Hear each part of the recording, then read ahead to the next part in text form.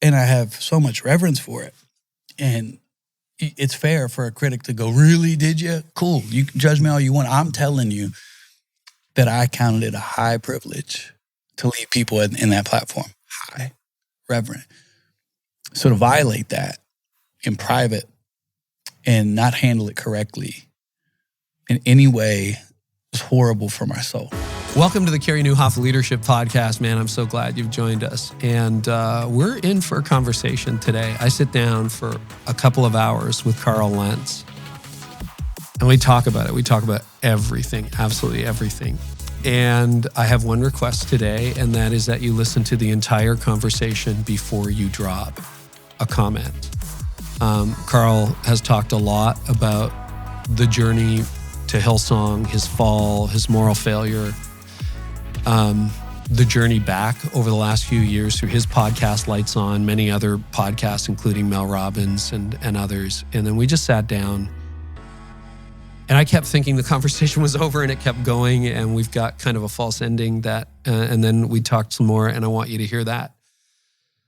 So here's my unedited conversation with Carl Lentz, and please give it a full listen before you make up your mind. Carl, I'm so glad to sit down with you. Welcome. It's an absolute privilege. I'm grateful for all you do and who you are. I've been listening to you for a long time, all the way back when in New York, and it's really cool to meet you. That blows me away. As a guy who works out of his basement, you find these things out years later. I always found you to be so reasonable and sound and smart in the angles you bring. I just don't have. So I've loved it. And so we connected. It's an honor to do it. Really delighted to be with you. And I want to go way back.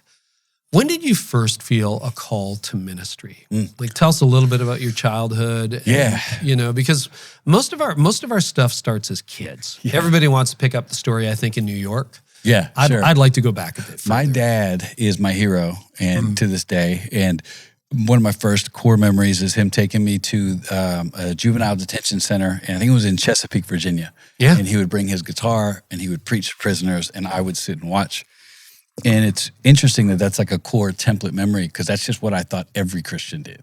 And you later look back, you're like, oh, people don't do that. Was he a pastor? My dad was, for a time in Williamsburg, Virginia.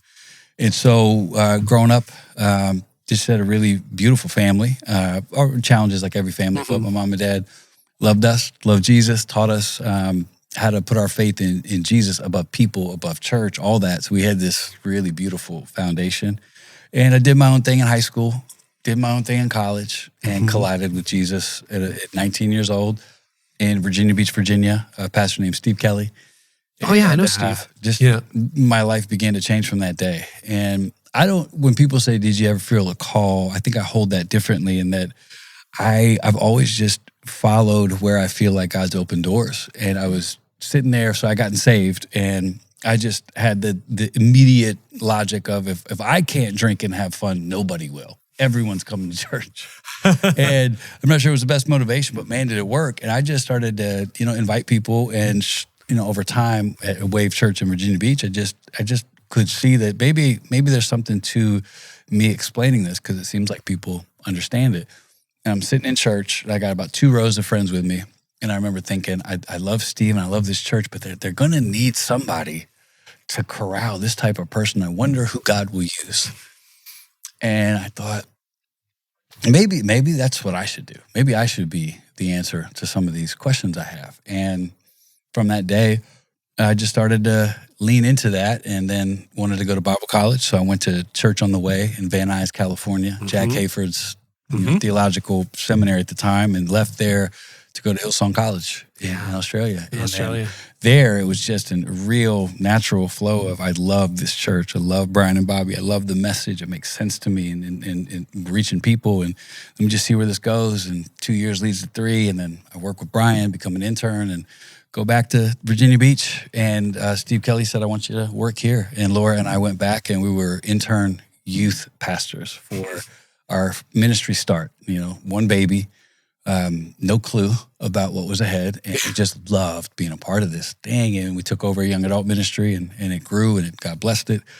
And And there came a day where, I met with Joe Houston in New York. He was doing something there, and he said, my dad wants to do something in New York. And I think we should do it. I'm like, that's a ridiculous idea. And you were in Virginia at the time. I was in Virginia.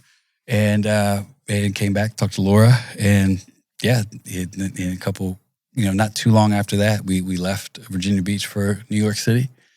And we thought, this is ridiculous, impossible, and that's our MO.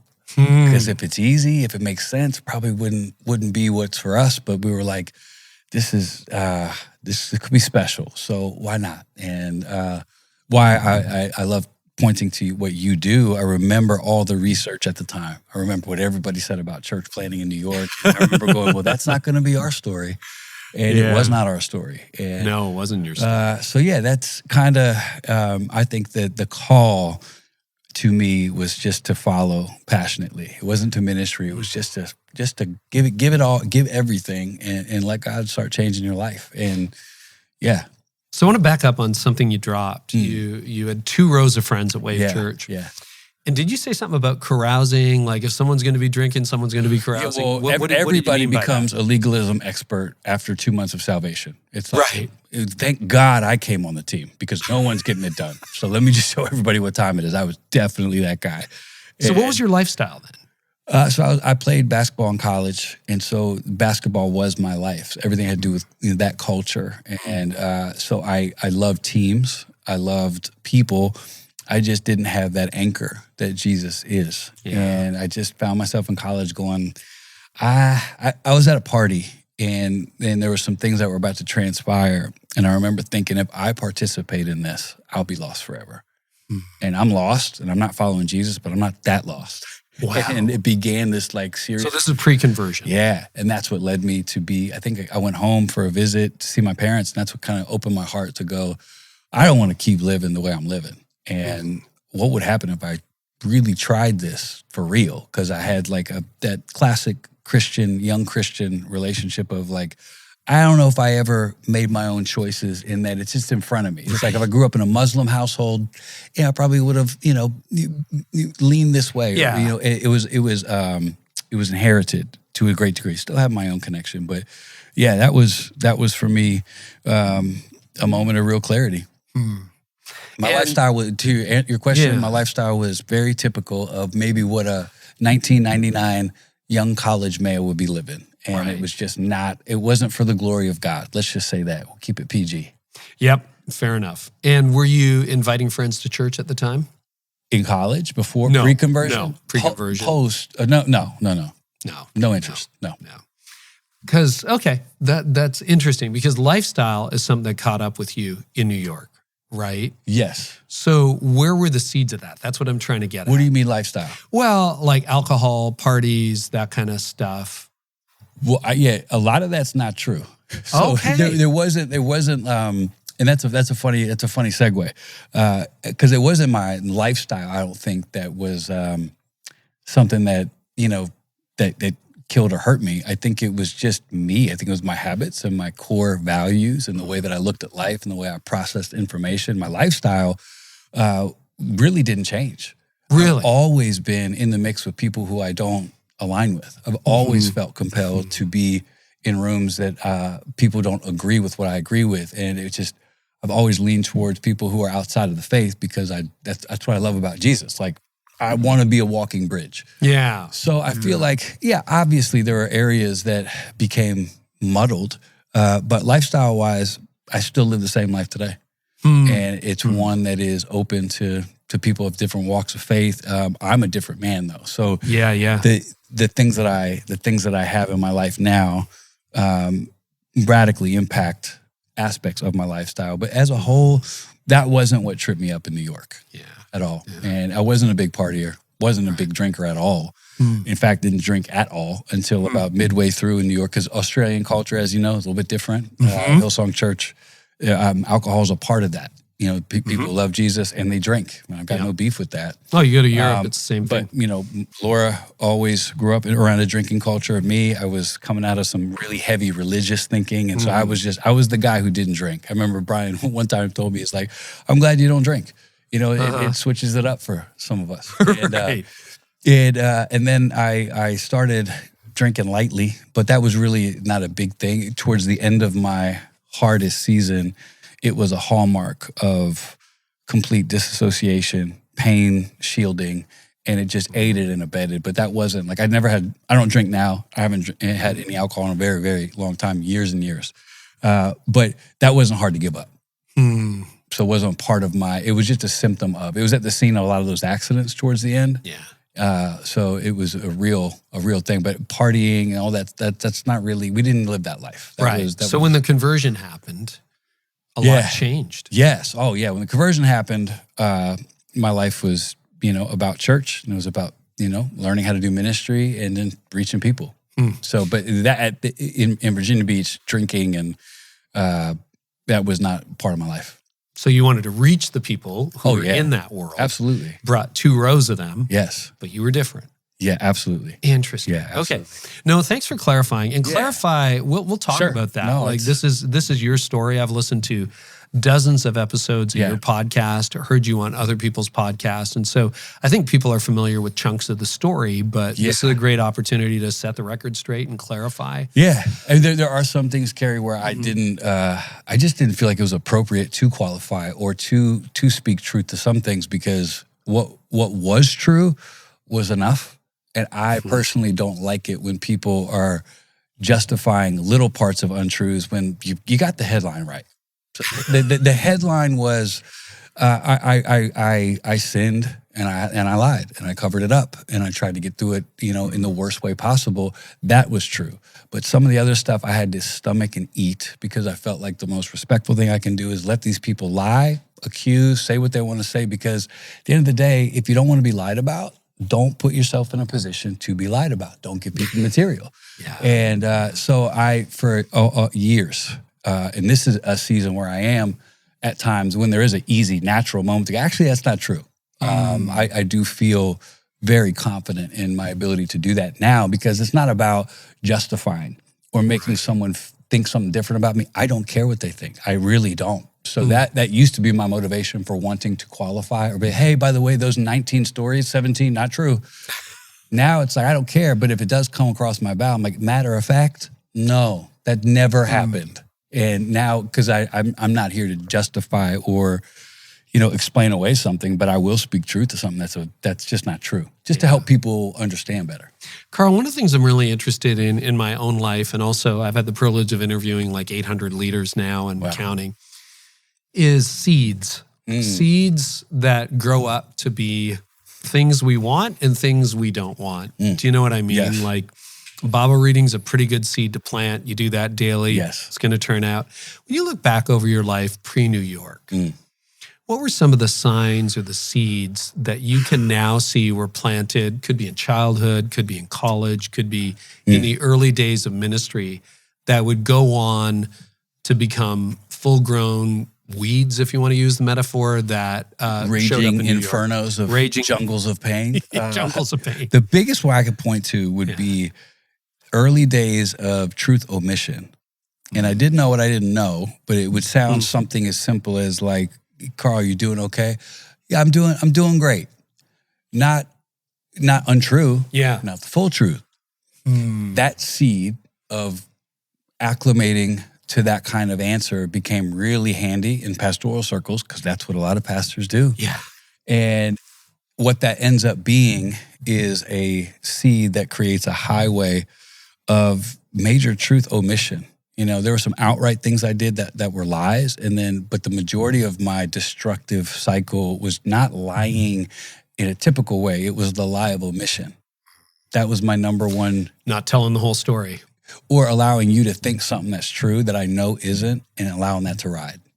What would an example be when it was small? Beyond example of truth omission, is everything okay inside? Are you thinking okay? Are your habits aligning to who you want to be? Yeah, for sure, for the most part. It's like if you ask a guy, like, how are you doing with this? And like, I'm doing good. I'm overcoming it. Oh, you are? What does that mean? Like, and you learn church speak, you learn pastor speak. And to me, that is a seed I can point out and go, and I'm big on it with my kids. Like they call me like a semantical jerk. because I'm like, so you went outside for 2 minutes or 3? Like, Dad, 2 minutes. I'm like, trust me, it matters down the road. Was it 2 or 3? And now it's like a supreme value for me because I will never, ever repeat that life. I can't do it. It killed me. So that's a seed that I know now. It wasn't malicious, honestly, Carey. It wasn't like I'm trying to lie. It's like, I don't know if I can trust you. I don't know if you can handle the answer, all the stuff we tell ourselves. So some of it was fair, but it became a very convenient way for me to present enough truth for you to get off, for you to feel comfortable, but I still leave, and the truth I didn't give you is what's killing me. And that's often I challenge a lot of the Christian leaders I work with now about their old school accountability mantra. Because you can lie to an accountability partner. Accountability is worthless if you're not honest. It's Christian performance. So I'm accountable. I'm accountable to my 5 a.m. Breakfast meeting. Are you? Cool. You show up. You're consistent. But accountability is worthless if I'm not honest. And a common misnomer when you see a guy like me is, oh, those guys, they got yes men around them. Nobody can tell them no. And I'm going, no, that's not true. I had amazing people around me. Amazing. My wife, very discerning, very sharp. Brian, constantly available for me to, and we have I have my differences with some of the stuff that went on with he and I, but he wasn't unavailable. I had access to help. I had great friends. So the notion that nobody could tell me anything has never been true. I was always open. I just wasn't honest. So how can you speak truth to something that you don't know exists? So, Carl, can people speak truth to you? Yeah, for sure they can. The truth they know. But how are you going to speak truth to something that I'm hiding? Yeah. So it was an unfair premise and that's a real low-hanging fruit criticism of people from far away, like guys like that. What do you mean guys like me? What do you mean? It's not true. Well, often the loudest critics are the people who know you the least. Always. Not often, Carey. I would say always. This episode is brought to you by the Art of Leadership Live. So if you're leading a church and you know that there's more in you and more ahead for your team, then I want to personally invite you to something very special. September 21st through 23rd, 2026. I'm hosting the Art of Leadership Live in Nashville, Tennessee. Now, this is not a conference where you sit in a chair for 8 hours, take notes, and hope something sticks. This is highly interactive, deeply practical, and intentionally designed to help you make real progress on the leadership challenges you're facing right now. So here's what we do. At the Art of Leadership Live, I combine teaching, it's focused teaching, meaningful conversations with other leaders, and built-in space to think, process, connect, and actually apply what you're learning. So you don't just leave inspired, you leave with clarity and you leave with next steps. And I'll tell you this, the leaders who gathered last year absolutely blew me away. The depth of the conversations, the honesty in the room, the momentum people left with, honestly, the tears and the connection, it was really powerful. Okay, that's what makes this event so special. So I can't wait to do it again. This time, we're heading to Nashville. Now, one important note, early bird pricing is still available, but only for a limited time. So if you've been thinking about applying, now's the time. Once early bird pricing expires, rates go up for good. So visit theartofleadershiplive.com to secure the best pricing. Again, that's theartofleadershiplive.com. I can't wait to see you there. So when you go back, and you look at the seeds of the undoing. Yeah. Not telling 100% of the truth, 2 minutes versus 3 minutes. That was part of it. When you think about the founding of Hillsong New York City, just timestamp it. What year was that you and Joel went to? Is that Laura is a time guru. 12, I feel 13? Like it was 2010. 10. Okay, so 2010, you go there. Yeah. What state was your life in 2010? Strong. Strong. And also, what's a good word for it? These are great questions. You have a future as a podcaster, just so you know. I think, what was my life like then? It was the right heart, the right intent, and there were some habits that I had never formed, and I was getting around to them. Mm-hmm. And when your life increases, the things that are in flux, they get destroyed.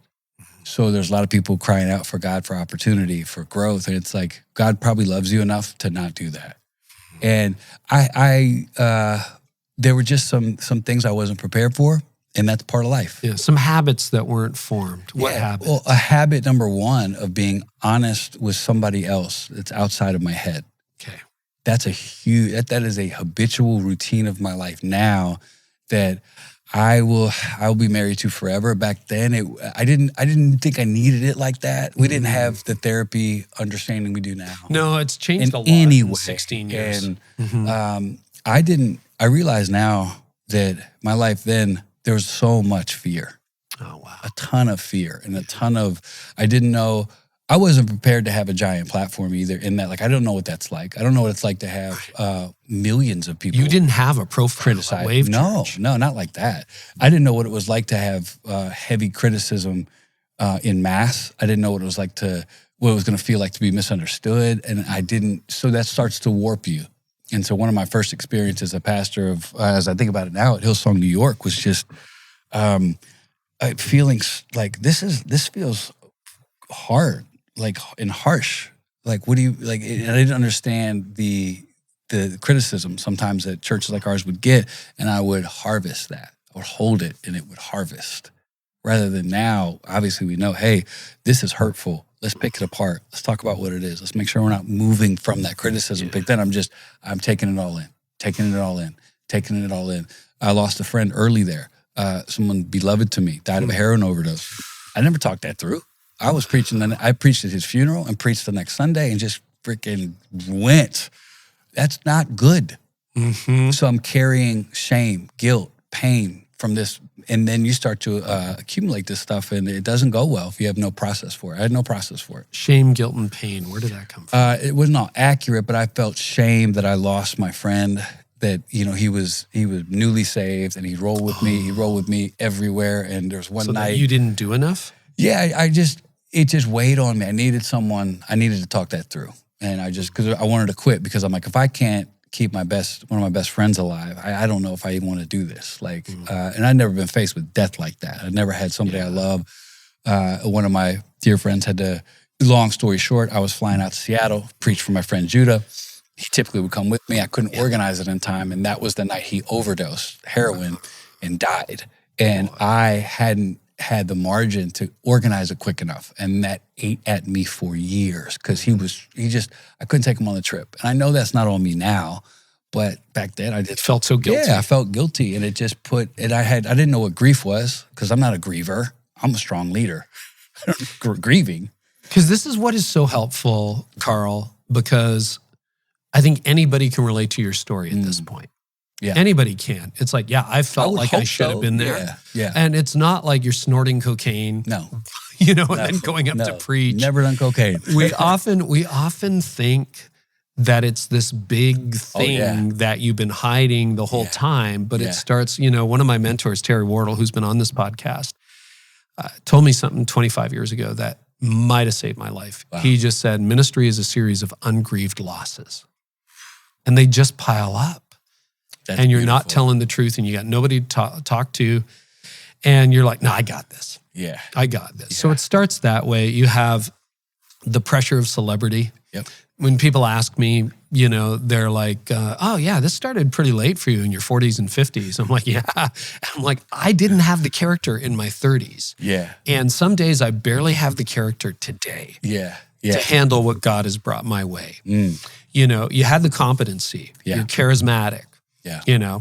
Good looking. You connect with celebrities and lost people. Where was your character at?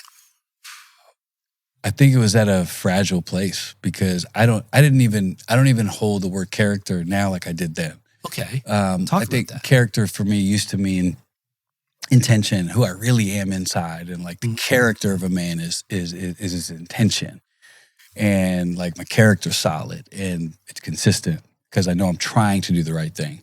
Now I believe, character is much deeper. It's evidence-based. It's clear. It's habitual. It's intention. It's margin. Like, your character is your backbone. Mm-hmm. And so I feel like my character, in many ways, was a beautiful process, of becoming a man of character. But man, there were some gaps that you don't know till you know. Might be a dead question, but I just want to ask it anyway. Looking back 12, 13 years ago, who got to judge or speak into your character? And then today, who gets to determine your character? And underneath the question, I'm increasingly convinced I am not a good judge of my own character. Well said. Okay. Yeah. But who was speaking into your character at the height of Hillsong New York? My pastors, my best friends. So you had pastors? You had best friends? Yeah, and Brian Houston has been my pastor for my whole adult life. And what did those conversations look like? Challenging. He would check me on some things. I would be open. I would listen. And he helped me grow. He really did. Yeah. There were areas in my life that he really helped. So it wasn't absent. Absolutely not. No. But character runs deep. Yeah. And again, what you don't bring out cannot be healed. Right. So if you don't most of the time people are calling out stuff that's very clearly obvious to them. Mm-hmm. That's not the stuff that's going to change your life. It's the stuff that you bring to somebody. Mm-hmm. That's the stuff that God can really water and change. So, you can do all the checks and balances. Like, Carl, watch this and what's this? And I had great friends who we would be very open with each other and challenge each other. But again, you're only challenging, even if I see something in you and I think it's this, if it's easier for you to accept that's what it is, you can say it, cool. But that's not even what it is. So someone's like, Carl, you look really busy. Good call, bro. Thank you. Letting you think that I agree that I'm busy, it's not that I'm busy. It's that I'm dying. I don't know how to handle all this stuff. So what you see as busy, I either can reframe and let you know what it really is. I maybe a symptom is busy. You know what it really is? I'm lost. Wow. That has to be given. How did you get lost? I don't think I was lost. I was trying to say that's kind of like go ahead, reframe. I think I was in a beautiful tornado of change. And even without all the stuff underneath the current for me and Laura, I was having some shifting in passion and understanding. I got to a point leading Hillsong New York City where I started to go, I don't know, man. I don't know if this is my future. I don't know if the model of church is what, it wasn't a shot at the church I was leading. I was like, we're leading something incredible and I love it. And I don't know if this is what the future is going to look like for the world. I don't know if this is what's going to reach people the best, but it felt like you were on a train that was impossible to stop.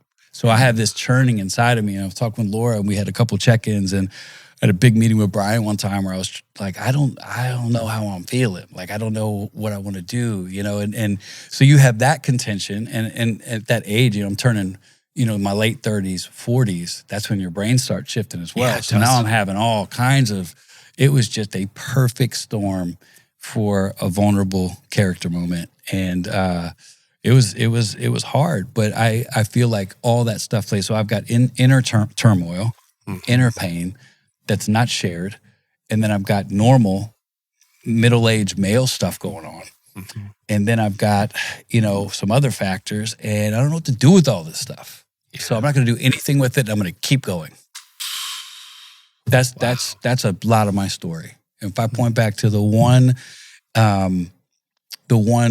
constant of that painful season, it was that kind of thing. I don't know. Go. I don't know. Keep going. I don't know. Keep going. So one of the debates, and I do want to get to it, and maybe it's premature because I really want to hear your story. But I get this question semi-regularly. Is that kind of size? Is that kind of momentum? Is that kind of growth? Like, what does that do to a human being? So let's take it at the personal level now, and then we can talk about organizational later. Yeah. What did that kind of rocket ride do to you? It got me burned out at 40, 41, and mine was a tiny little rocket compared to yours. And that was a big pivot point in my life. Yeah. I would have been in some kind of ditch. I don't know what it was. Had my body not stopped working. Had God not stopped the train. People think I was in a ditch. No, God saved me. The ditch I'd be in now, had he not saved me out of that season, Carey, I can't even. Same thing. You feel like it was merciful. The most kind thing God has, he's done a lot for me, but it was him air vacuuming me out of that season. It was not a crash and burn. People love to write that kind of stuff, along with disgraced pastor, to which I challenge Christian journalists to say, do better. I'm not a disgraced pastor at all. What are you? I'm a dad, I'm a husband, I'm a man, I'm a Christian, I'm a follower of Jesus. I have made mistakes that are huge. I've also done all I can to continue to amend those. But disgrace, what do you mean disgraced? Why would you put that heading on any person? You're a Christian. I get it if page 6 says it, but you disgraced? What do you mean? And it's a bitter shot from people who have not understood that road. Yeah. I would never look at another man and say, you're a disgraced anything. Who are you to tell anybody else they're disgraced when God says they're graced? Who are we? So that's always been a fun thing that I've been waiting to say for about 5 years. There it is. There it is. Get out there of it here. is. Do better. Be a Christian. Put something else. Guy who no longer pastors or guy who went through whatever. But to use that word to me, it's sad. So what do we say in a situation like that? Like that? I mean, I just personally, I don't see the fruit of labeling people as disgraced. I think it's a cheap, lazy term. Yeah. Lied. Sure. Cheated. Sure. Disqualified. Yep. That's fair. Yeah, for sure. I was rightfully disqualified from the role that I had. Absolutely should have been and was. Fair, accurate. I want to go back to the pressure. Yeah. I talk to so many leaders, and you don't need to lead. So to go back to your question, Hillsong. This is open, man. We're not editing this. But I talk to so many pastors, and you can have 150 people in your church and feel like a freight train's going to hit you every morning. Yeah. And in New York City, it just gets amplified. That part of it, and this is a cool thing. I've really talked about this. Laura and I never read our own press ever. Really? Ever. I mean, I read article. I think it was Rolling Stone or Vanity or Esquire or something. Yeah. Wrote up about you sneaking Bieber into the back door and baptizing him. Yeah. All that stuff. And we all read it. Like I did probably 1 out of 50 interview requests. That's the ratio. So when people are like, I thought it was the least I could do once in a while to if the world is going to be intrigued by us, which they are and were, and hopefully will always be with churches that are making, they were attracted to what they didn't know has always been. There's always been influential people that are following Jesus. Yeah. Always. But for whatever reason with us, they were like, wow, this church is reaching celebrity. And I was like, have you ever heard of Billy Graham? You ever heard of A.R. Bernard over there at CCC? Like, we're not the first church to reach a lot of people. And Hillsong New York City is 99.9% not celebrity famous. These are just amazing, awesome people. And we happen to have some really famous people because we should. I think every church should have the ability to stretch their arms wide enough to reach all swaths of life. And so for me, I didn't read our press, but I definitely felt the pressure. And it was hard to manage. It was constant soul consternation about, it's magnified. So what I did was rather than deal with it and bring it out, I just worked harder at what was right in front of us. So we live a very similar life to we do now. Now, when people see clips and they see media stuff, they're like, these guys are living the high life. It's like nightclubs every night. No, man. No. Like that's like, be smarter. Like surely that's not our life. Like, and it never was. We had some phenomenal experiences. I apologize for none of them. Beautiful, fun, but that's a very small fraction of our life. We had 3 little baby kids. Yeah.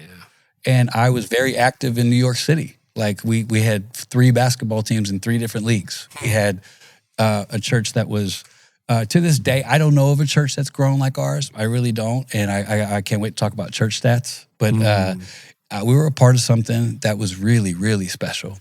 But the weight of some of the celebrity pastor labels or whatever, I was taught too well to believe that or to lean into that. If anything, it was uncomfortable. When you see people, you had to move venues numerous times because you kept outgrowing them. Over 37 venues. 37 venues. Yeah. And I still remember, in the early days of Instagram and mid days of Instagram, seeing the lineups around the block, the packed rooms. Yeah. What did that do to you? It started to wear me out because I didn't have margin. I didn't understand it. I remember one night, and my team was amazing. Like I just absolutely so proud of the team we had. But I vividly remember Irving Plaza, service number 7. And I was absolutely exhausted. And I was laying down on this couch, and somebody had said, hey, I know you planned on having somebody else do this, or maybe we'll play a video. There's about 700 people outside who couldn't get into the last one, so we could probably do another one. 700 people who couldn't get into the last one. No pressure, but just wanted you to know. And I remember going, of course I'm going to do it. Like, of course, who wouldn't do that? Yeah. Now, I wouldn't have done the third one. It would have been like, they're going to be okay. Not for me. Hopefully Jesus is going to still be Jesus and God's going to build his church, but I'm not doing that. Yeah. When you're early 30s, you're not telling me nothing, Carey. I'm doing it. I'm preaching doing it all until my throat bleeds, and I did.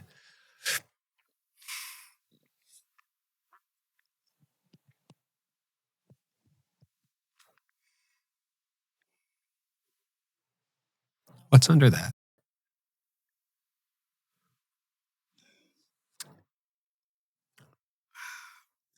It's interesting to talk about because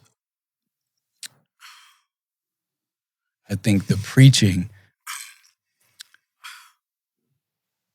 was always a beautiful escape in the best way. It's like, for that swath of time, I'm going to talk about Jesus.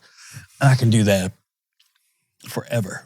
And it's like everything, you forget about everything. And it's like, I get to preach this gospel. It's the greatest message ever preached. It's the only answer for our world. I'm gonna give it. I'm gonna go out like it's the last one. I honestly had that mantra. I don't know if I would tell a young pastor to have it, but if this is the last time I ever preach, let me leave nothing on this pulpit. Let me leave nothing on the table. And I preach like that every single time. And I'm proud of the work we put in there. I'm proud of the gospel seeds we planted.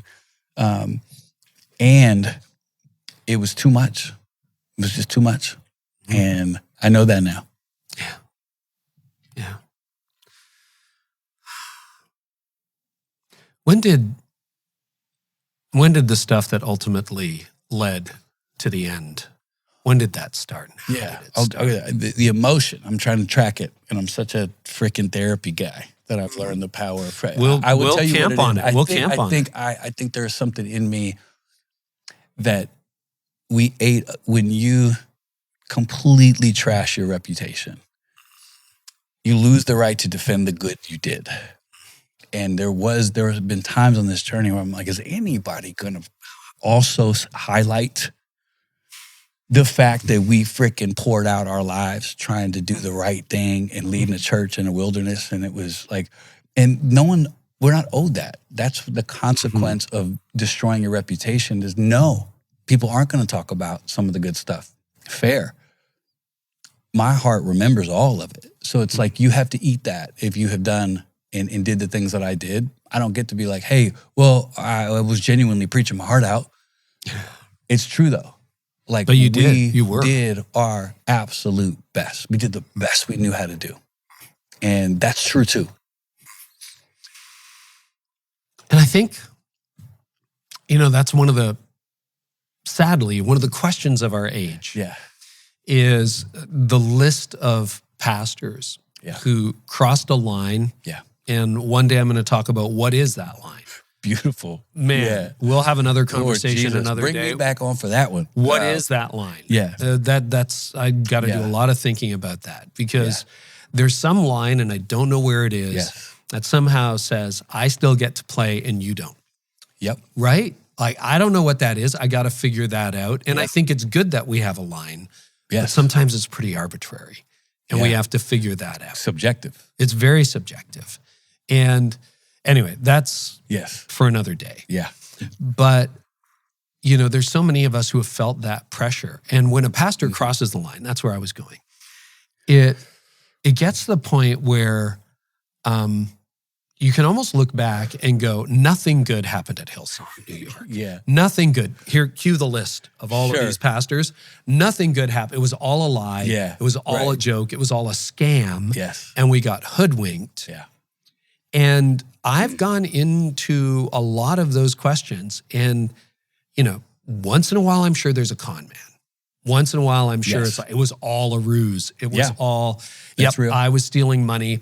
I was just trying to get famous. But when you really have a conversation, not just with the leads, but with their teams, what you realize is, no, your heart was in the right place and you're fallen and you're a sinner and stuff got out of hand and you ended up in that place. So it's not even always intent. You know, and yet you have to take full responsibility for it. I have to take 100% responsibility for my actions. You do for yours. Is there anything else under that emotion before I get to my next question?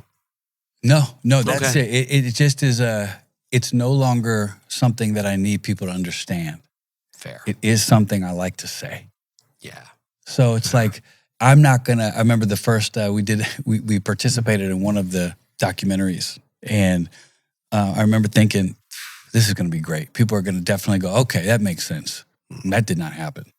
And I What did remember people say the opposite? Well, no, I mean, for some people it did, but I thought it would be like, finally, like it's been 2 years, I haven't said a word, and I'm just gonna speak to this one thing, and I'm gonna let people know these things, and then that'll shut up some people. And then I was like, oh, people they don't care about the truth sometimes. No. They are married to the story they tell themselves about me, and I'm never gonna be able to change it.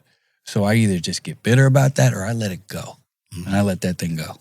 It was the greatest part of my new life, was finding out I have a deep need to be understood, and that killed me. Yeah. So let me not do that again. I'm not going to be understood. It's such a free life. It's okay. I'm going to do all I can to be clear and to be, easy to get. But at the end of the day, Carey, if you don't understand me, I can't control that. Wish you the best, but I'm not going to go lose sleep over it. Yeah. How did the sex start? So being sexually broken typically starts way before you even know what sex is. That's the truth of my story as well. And I don't even feel the need to say this anymore. I say it just to be super clear for your amazing listeners who might not be familiar with anything about our story. When people like me share reasons, they are not excuses. Thank you. Yeah. There is no excuse for what I did. Zero. There's no couching it. There's no none of it. I am responsible. I have to stand in the consequence of those decisions for the rest of my life. Yeah. And if I can go back and dig up reasons and let people know, maybe they don't have to hit that same thing that I hit.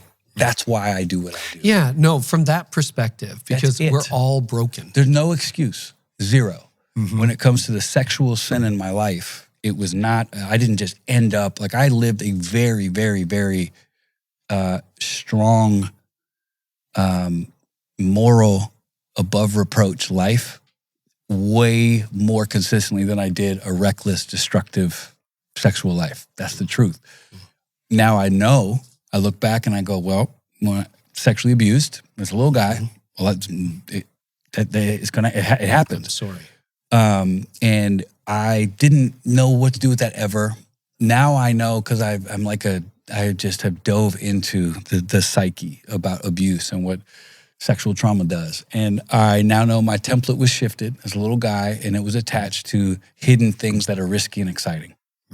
Because I was abused by a guy, that had to do with watching things, and I have no idea, but my brain and my body remembered it all.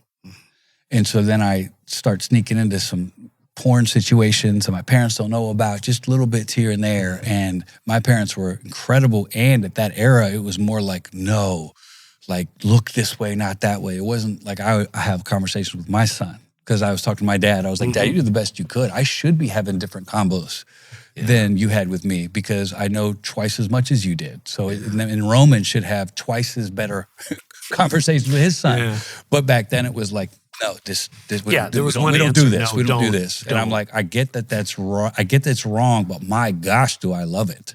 Yeah. So what do I do? That means I'm bad now. Yeah. So I've got this shame thing in me growing up as a kid, as a young man, and now I'm getting into actual sexual activity at 14 as a guy trying to figure it out, and then start living a life of many people who don't adhere to our faith. I'm having sex when I want to. And multiple girls in high school. We go to college, same deal. And then you get saved. It's like, no more of that. Right. Got it. I'm going to pray, and we're going to war, and we're going to walk away from that life of sin. Cool, man.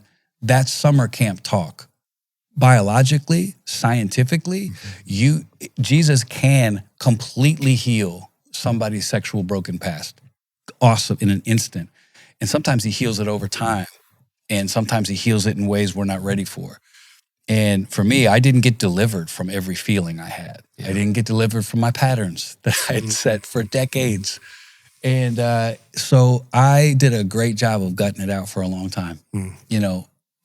Faithful to my wife, faithful to my call.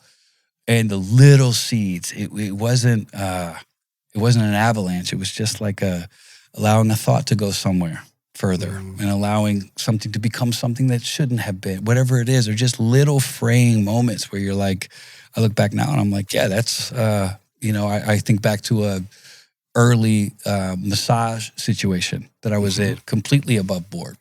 Nothing was wrong. Completely, standard massage. Grade A, standard doctor, but my body didn't feel like that. And I left there going, what was that feeling? Oh my gosh, that's terrible. Like I got to go pray more. Yeah. Now, if a young pastor were to sit in front of me and say, I got a massage, everything was fine, my body was on fire, and my mind went crazy, I want to tell you about it. I've got a great call, man. Let's talk about it. You're not wrong. You're not broken. You're not weird. You're not lusting. Let's talk about how you got there. Let's talk about what's going on in your heart. That wasn't me. It was, I'm fine. I'm good. Yeah. I'll never go. I'll never go there again. But that thing cooks, and then over time, you've got this volcano in you that you can white knuckle it for if you're strong and you're diligent for a while until you can't. Was there a breaking point for you that made you decide to take action, like to turn thoughts and feelings into action? No, not that I can remember. No, it was just a great question. I've never thought about it like that. No, I just feel like it's the old metaphor of just cooking a frog, turning up that water 1 degree higher and higher. So when the relationship started, the sex started outside of marriage.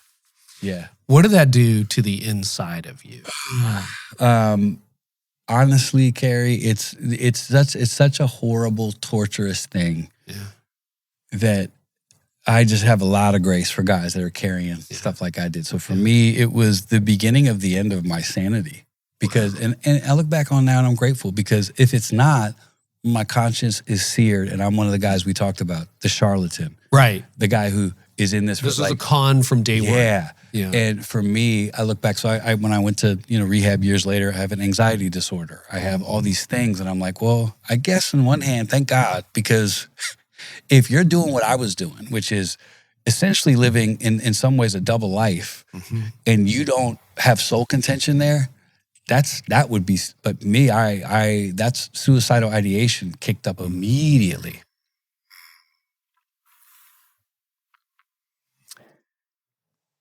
And that scared me, because I'm not doing anything but I'm like, I don't, I want to just leave the planet, but that's stupid. I know now, if you have these thoughts, but these are not normal. Yeah. No one, you don't go through a struggle and go, I'm going to kill myself. But that's how heavy because I do, I'm trying to get through this without sobbing, but it's a holy thing.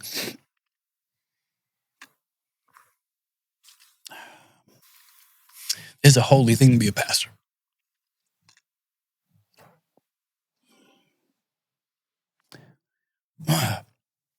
And I knew that, and I loved that.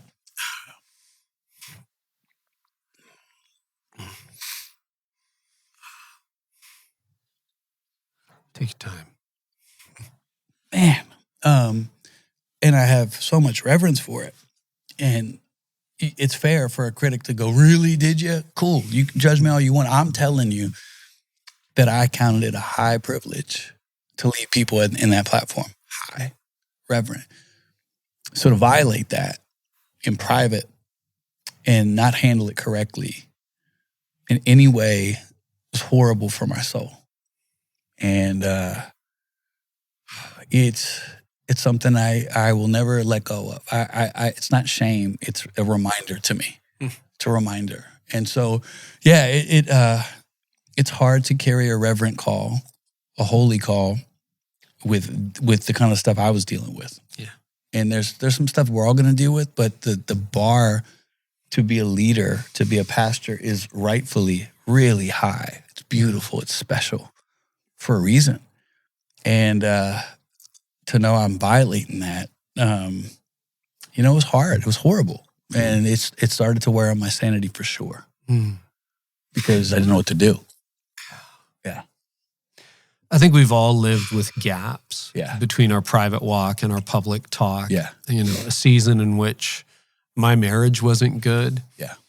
There were times where we were yelling at each other at breakfast.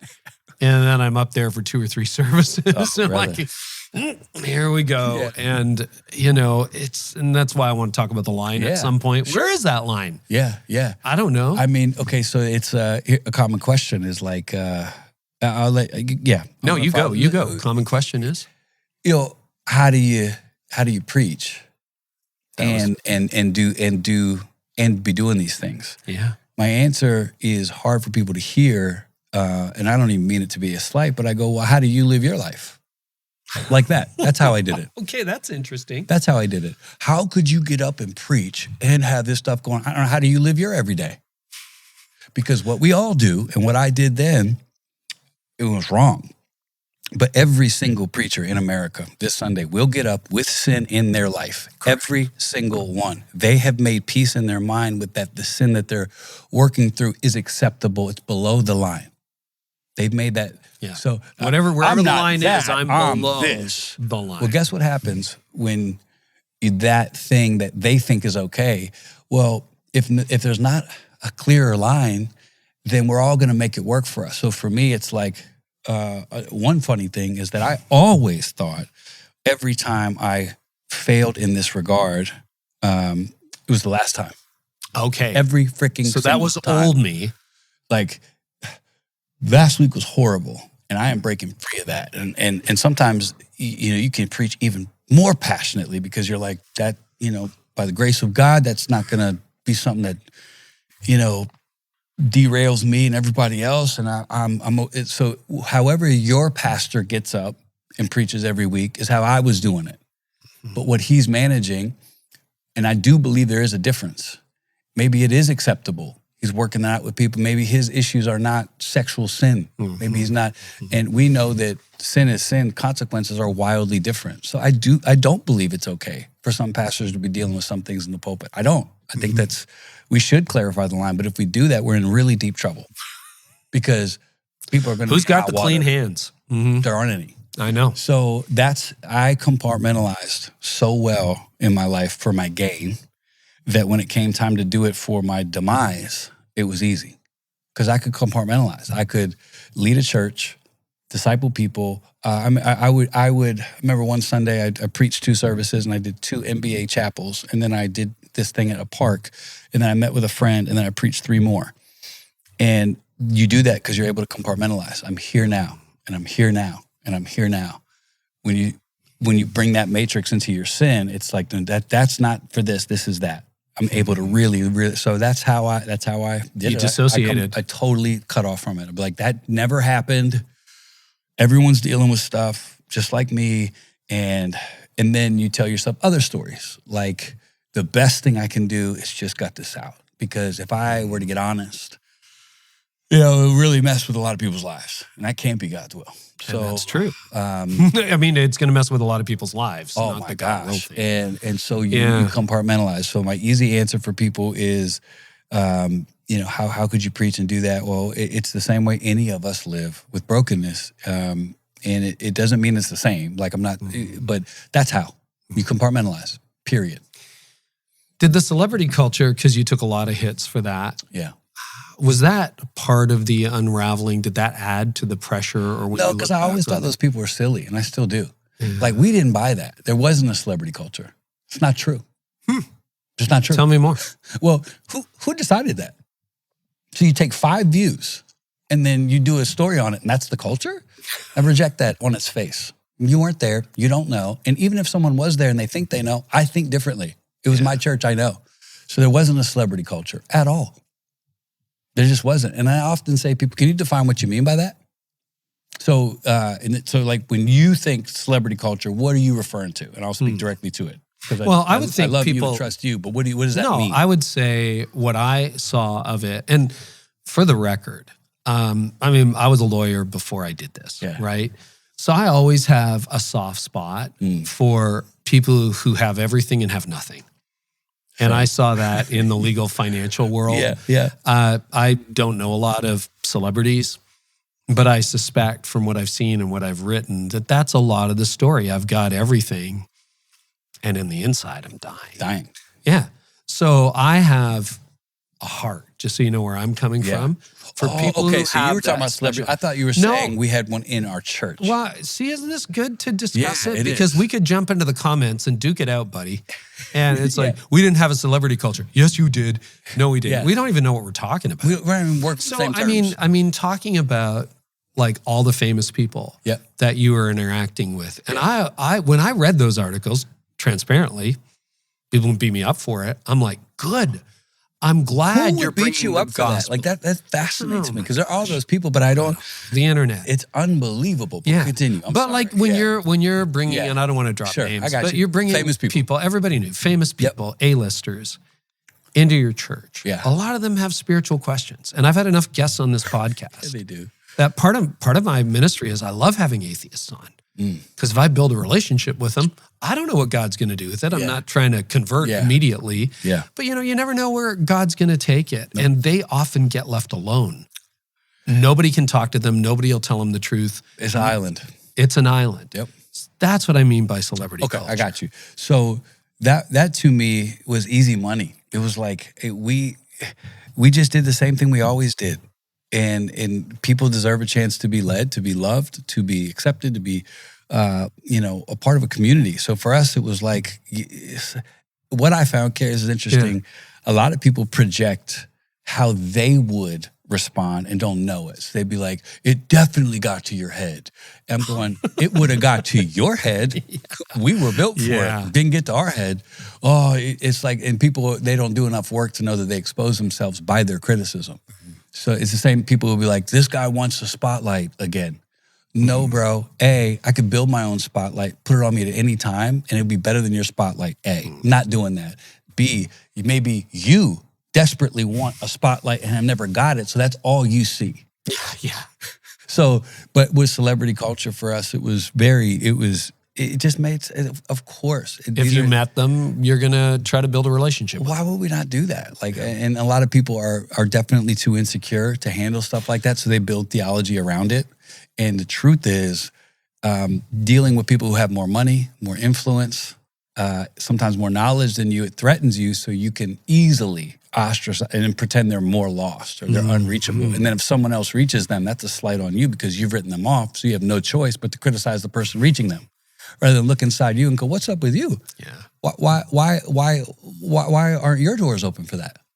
So to the other thing I wasn't asking about, but celebrity culture, that whole idea that you had a VIP row, all that stuff. What are your thoughts on that looking back? I mean, we did, we have seats like every other church. And what's funny, Carey, honestly, is that I personally would save about 30 seats of service for my friends.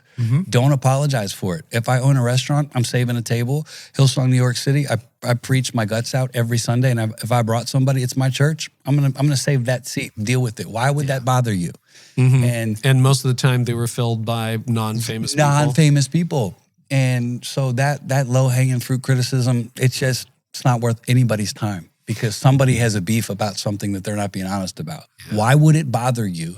And people are like, well, you can't sit, like, you don't have any issue with the homeless people that sat in the front row. You don't ever talk about them. You only have issues. You had homeless people in the front row? All the time. Those were the seats of honor. Yes, all the time. But no one wants to talk about that because it would blow up your whole argument. Yeah. You can't save seats for anybody. Yes, we can.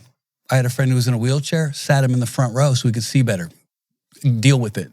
Had a friend who's 7'2", put him on the side in the back there, and I put a security guard around him so you can't take a photo of him while he worships. Deal with it. Not a big deal. It is that simple.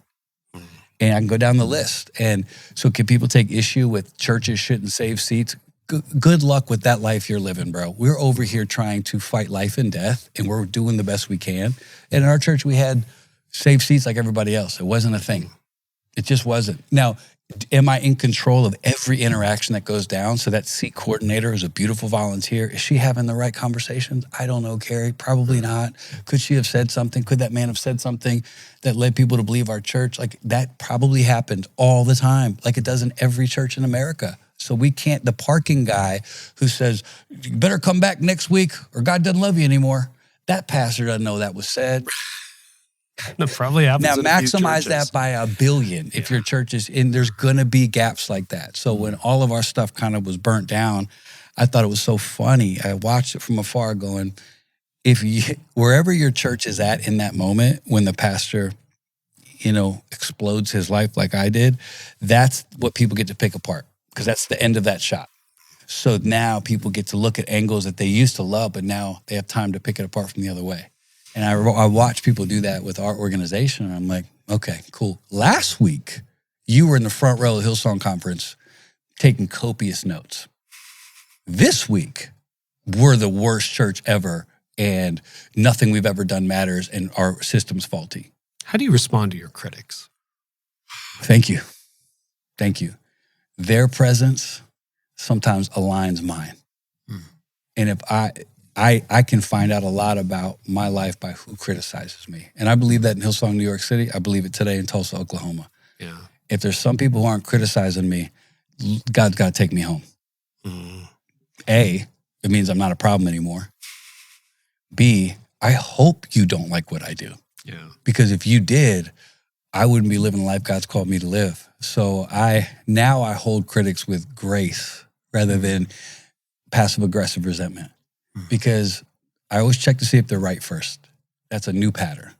Where have they been right? Give me a criticism, and I'll ask you. Okay, let me think about it. I've been just wanted to create the biggest church in New York City, and it was all a plan, and you were hiding this stuff for years. Not true. Not true. We never set out to have a big church. We set out to reach every single person in front of us, period. So that's off the board. Yeah. Hiding this stuff all along, not true. I wasn't. Give me another one. This is great. Okay. Toxic culture. Not true. Human culture, toxic mixes, because that's going to happen anywhere you go at all times. So let's break that one down. Yep. If you were starting a church today, which you're not, right. If you're starting an organization, a company, you name it. It could be a coffee shop. Yeah. What did you do at Hillsong that you would not repeat in terms of culture? And what would you want to start to make sure it's healthy? And for those of you listening to this podcast, I'm just going to interject for a minute. I mean, you've said a lot of things that can be construed as not defensive, really? but answering your critics. Okay. In this conversation. I listened to dozens of episodes of Lights On. Yes. You see the work in Lights On. If I didn't see the work in Lights On, we're not having this conversation. Okay, yeah. So I want people to go back. These are not defenses. I think okay. This is me giving answers. I don't need to defend it. Okay. But I'm happy to answer it. So no, that's great. Please, upon post, cut that so it makes. I don't want this. No, to be I think defensive. we should leave this in. I'm happy to speak to it. It's a safe place. Yeah. It is a safe place. You have no agenda other than clarity. I don't. So I don't ever. When people, here's my normal answer for critics. Thank you for sharing. I'm not interested in convincing you of anything. Yeah. But if you're going to ask me about it with the platform that you have for the leaders that watch this, I want to answer it so they can glean and learn and take what they want. So it's a joy.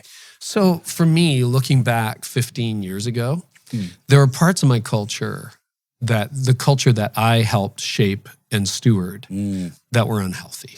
Yeah. I was a workaholic. I had high demands. Guilty. Yeah, I was texting people on Saturday mornings. I still remember this probably... Lord Jesus. Oh, gosh. It's pushing 20 years ago. Yeah. People talk about old Carey and new Carey. Yeah. And old Carey I remember texting our XP at that time, who had come over from Pepsi on a Saturday morning because we had just planted the church. I had all kinds of ideas. And I'm like, hey, can we? And I remember she texted me back and she said, do we always have to talk about church on a Saturday? Can we not just have a day off? Okay. And I'm great, like, so great setup. I do not do that anymore unless it's an absolute emergency. I will call on a Saturday. We have a closed laptop policy and my team hustles. I struggle. I got to interject. There are so many things I would do different. Well, let's go there. Let's talk about it. First one. Yeah. So slow. I would go so slow. Oh, you would now go so slow. In everything. You tell me what you're going to do, though. When your church grows by 1,000 in a day, 3,000 in a month, you've got a staff of 10, you've got 70 volunteers, and you've got this thing going on here. What do? You good? You run that. You good? You believe that Jesus was real? That's enough. Go. Good. Yeah. Yeah. Hey, my amazing, teammate over here who's preaching. Your marriage good? Okay, I call me later. Gospel. You good? How much are we paying you? How do you live on that? Go.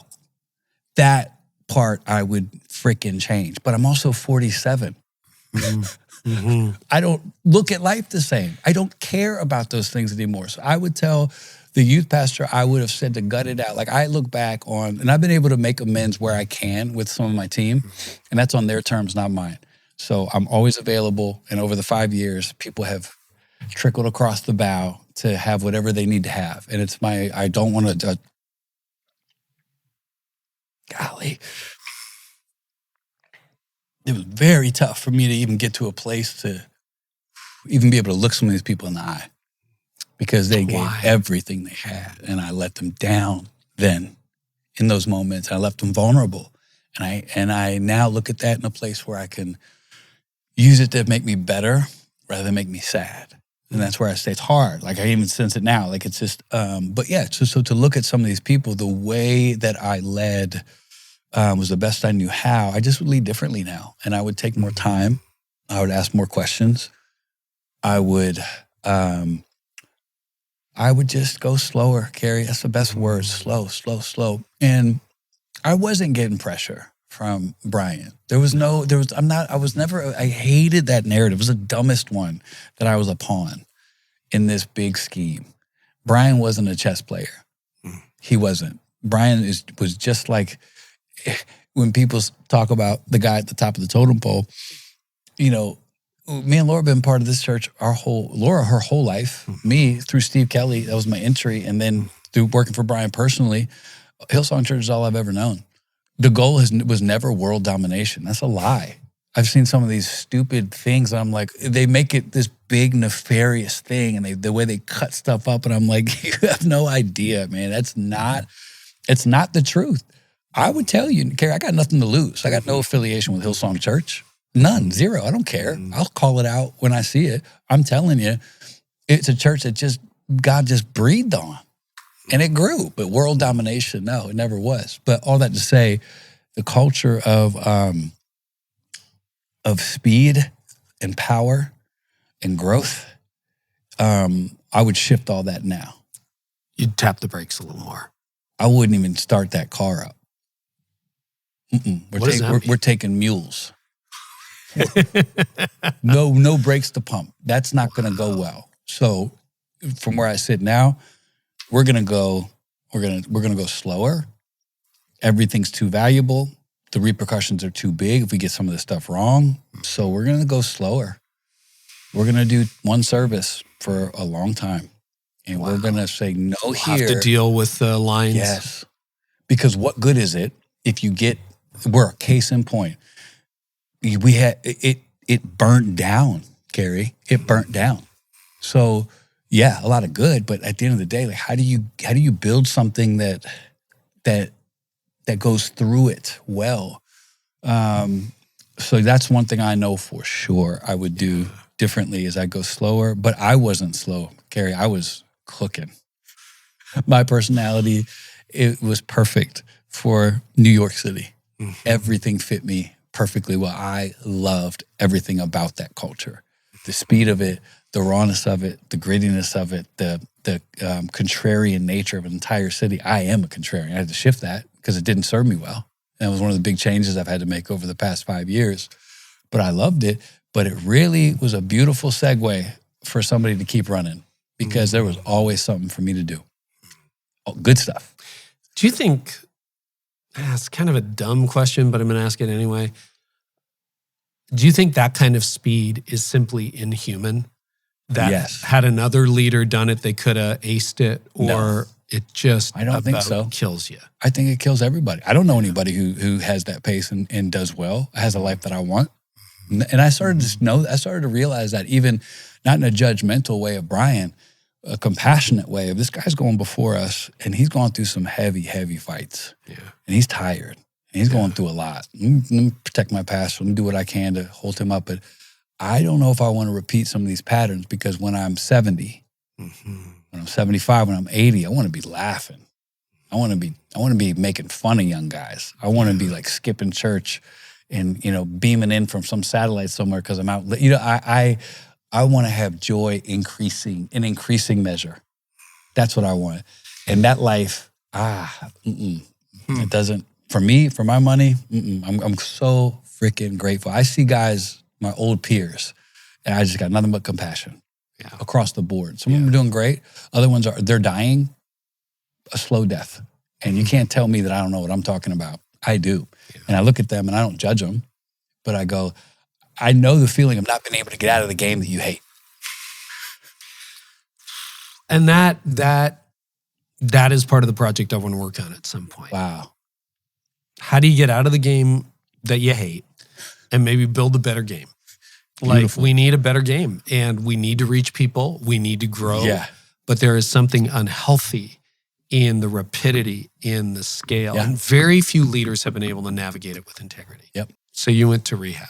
Yeah. Oh, yeah. You went to rehab. What happened? Why'd I go, or what happened at rehab? Yeah. Why'd you go? Okay. So here's the succession. The news comes out. I tell Laura, our life as we knew it completely ends. And Bob Goff, Dino Rizzo, by the grace of God,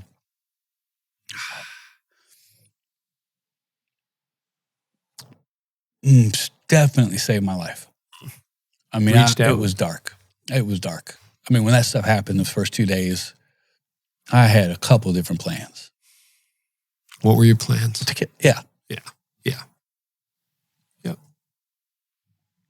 Yeah, and that's not, a sympathy play. I'm just letting you know. Mm-hmm. I told you on the phone. I'm gonna call it like it is when we talk. I owe you that. Yeah. But it was bad. Like I was finding ways to close some things down, and I was so distraught. And Dino never walked away. Bob Goff, who I'd known, not on this level, I got a call from this guy, and I knew Bob, but like to know somebody in your valley, it's a different experience. And he just said, "Hey, we're gonna get you to a place that's gonna help you, and you're gonna get in this car, and I'm gonna walk you through. Call me when you land." And I went to the first place I went to was On Site, which was a place that just really helped me, not want to kill myself.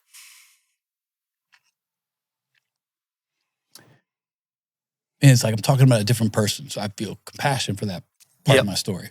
I don't feel like that now. But I went there and I just said, oh, maybe there's some hope for me, Maybe there's some hope. Like I left there so encouraged and had no idea of the fallout to come at all. But man, I definitely went there and I was like, I'm not lost. I'm not because there's so many things go through your head, Carey. Like, how could I do this? Like, how could I risk this? How did I do this over and over and over and over and over and over? If someone doesn't stop you, you will take your life. There's nowhere to go with that. Because there's no answer. There's no good answer. Like, how could I do that? I actually did that. Yeah. Right? Like, I'm not being I didn't do everything, but I did that. Yeah, I did this. I destroyed this beautiful thing God gave me. It destroyed it. And I'm embarrassed. I'm humiliated. I'm sad. And I'm regretful. And then you just go off a cliff. And on-site stopped that cliff for me. Wow. And it's helped so many people. And I left there, and Laura and I were in California. And as hopeful as I was, I could feel the tidal waves of these patterns happening again. Matter of time.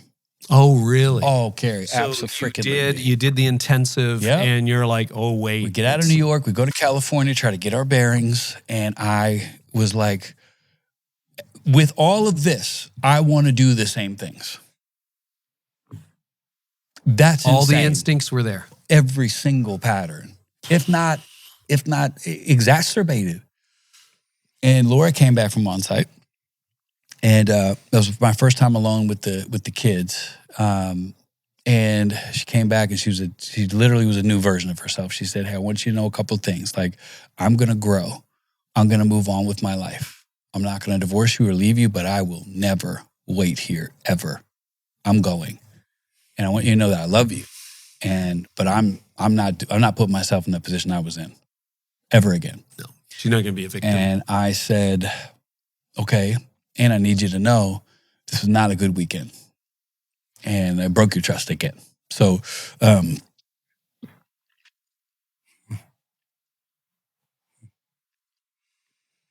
wasn't like a extreme violation, but in this brand new template we have, I broke your trust again.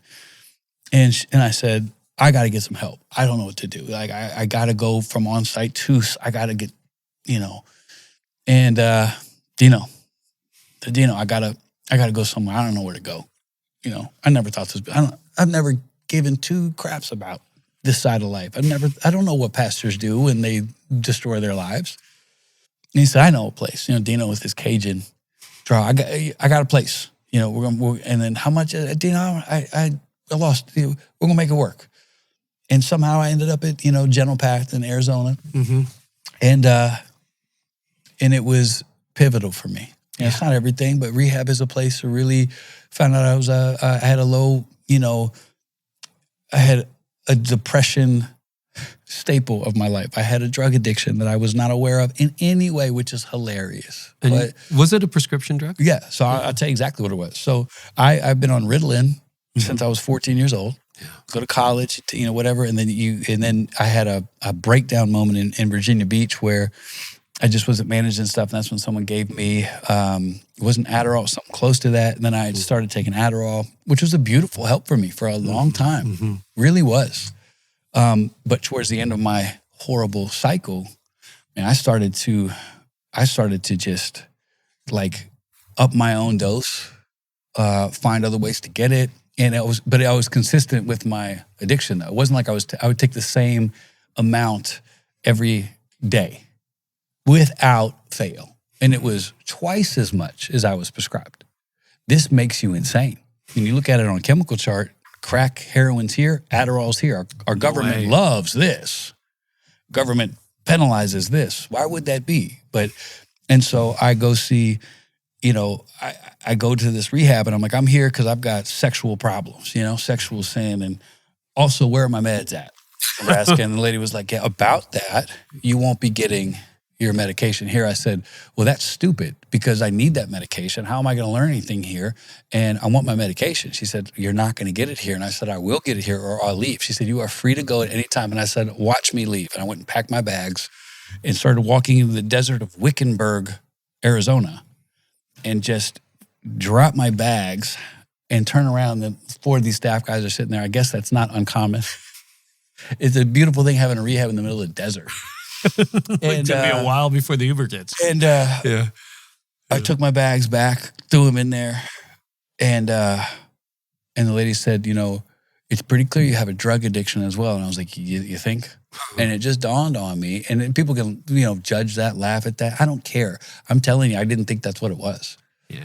And so that was the first big thing. Laura says that's the thing that really gave her the most hope and belief that maybe I was serious about changing, because she hated the impact of that drug on me.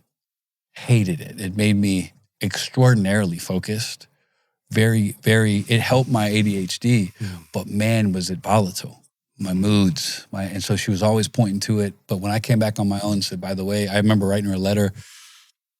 She said that was something that God used to give her hope that maybe this could change, because I was never letting that go. So I went to rehab and found out I was a drug addict. You're never going to let your drugs go. No way. I didn't even think it was a problem. Like, I need that. Right. And then because it was prescription. Absolutely. And so start, weaning off that. And then you get in there and you find out about your sexual patterns, that you're not insane. You're pretty common. And that sucks, because it's like, you feel like terminal uniqueness. No one knows my problem. You go to rehab. Everybody's got your problem. Yeah. Nobody's different. You're not unique. No, you're we can not. tell ourselves you're just that. No one will get it. Everybody gets it. No one's unique. Like, these problems are the problems of humanity and sin. And then I start to get the tools, what it's going to take. And I was like, I don't know. I don't know if I want to do that kind of work, because that's ridiculous. Like, I had to relearn how to think again. And I'm a thought leader. I'm a preacher. I got some good fruit on the board here. I know what I'm doing. I got to rethink how I think, and then I have to live this life. And I remember one of my therapists saying, if you make it through the season of boredom, you'll remain sober. If you don't, you'll be back here or worse. Really? And I know what she meant about 5 months later, when I was like, hey, I hate my life. There's no dopamine. There's no excitement. There's no risk, because I found out there. Because sex was excitement for you, the drugs. Risk, excitement, escape, validation, connection, pseudo intimacy, you name it. All that's off the board, because it's never. People always love the end result of a scandal that includes sex. Mm-hmm. That's not the story. That's the headline. The story is the giant pattern that led to it. So I can look at anybody in the headlines right now. I don't look at them the way everybody else is. How do you see it? I see a brokenness. So when you see the guy who's in prison for these crazy things, fair, all this stuff's horrible, but he's not different than me. He's not different than people judging him. He went through some stuff. It did not get fixed. Hurt people. And yeah, he's got to pay for his crimes, but he's not a worse human being. His dysfunction just looks different than yours. So I learned to hold things like that in places like this rehab, because I'm like, oh man, this is so yeah, I think that was a huge moment for me to go, that's a lot of work. I remember getting out. One of the first conversations I had with my therapist was like, hey, I might need to at least talk to Laura about open marriage, because she won't go for it, but I don't know if I could ever, I don't know if I could change and become this new person. I guess I don't know what it's like to really be faithful, because I was cheating in my mind way before I was cheating in my body. I was cheating on my patterns way before I was cheating on my family. And these patterns are going to take a long time, and I don't want to risk hurting my wife again. I don't want to risk anything. So my therapist said, cool, here's what we're going to do. We're going to make a decision to not make big life change decisions in this state. So a year from now, I'll bring that open marriage back up, and we can talk about it. Was that open marriage for you or for her? I was just going, what do I do? Yeah, you're like I have no idea how I'm going to live this way. Are you kidding me? Like, once you see how bad it is inside you, it's either horrifically scary or hopeful. And then for me, it was still scary. It's transitioned to like powerful, tangible hope. But then it was like, I think I might make it, but I'm definitely not going to risk anything. And that's after 5 months of rehab. Yeah. Rehab was, the 45 days. Okay. And this is like a month and a half after that, trying to get back reacclimated. And I'm like, so a year does go by. And she said, by the way, do you want to talk about open marriage? I was like, I'm sorry I ever said that. No, but it was part of my process. Because of course I was thinking about making a decision from the most broken part of who I am. And thank God I had a woman in front of me who was not going to allow that. What have been some keys to, because I've listened to Laura, I've heard her story, I've heard you with your counselor. There's years under this 90-minute, 2-hour conversation. Okay. What has made the marriage between you and Laura work and made it healthy, maybe in a way it never had been pre-crash?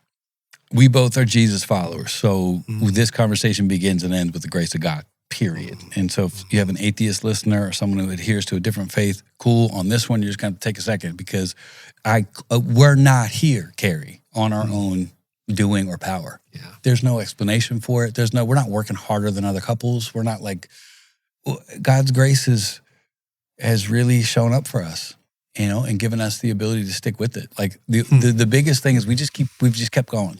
Yeah. In every stage, like not being able to talk to each other, look at each other, but we're walking.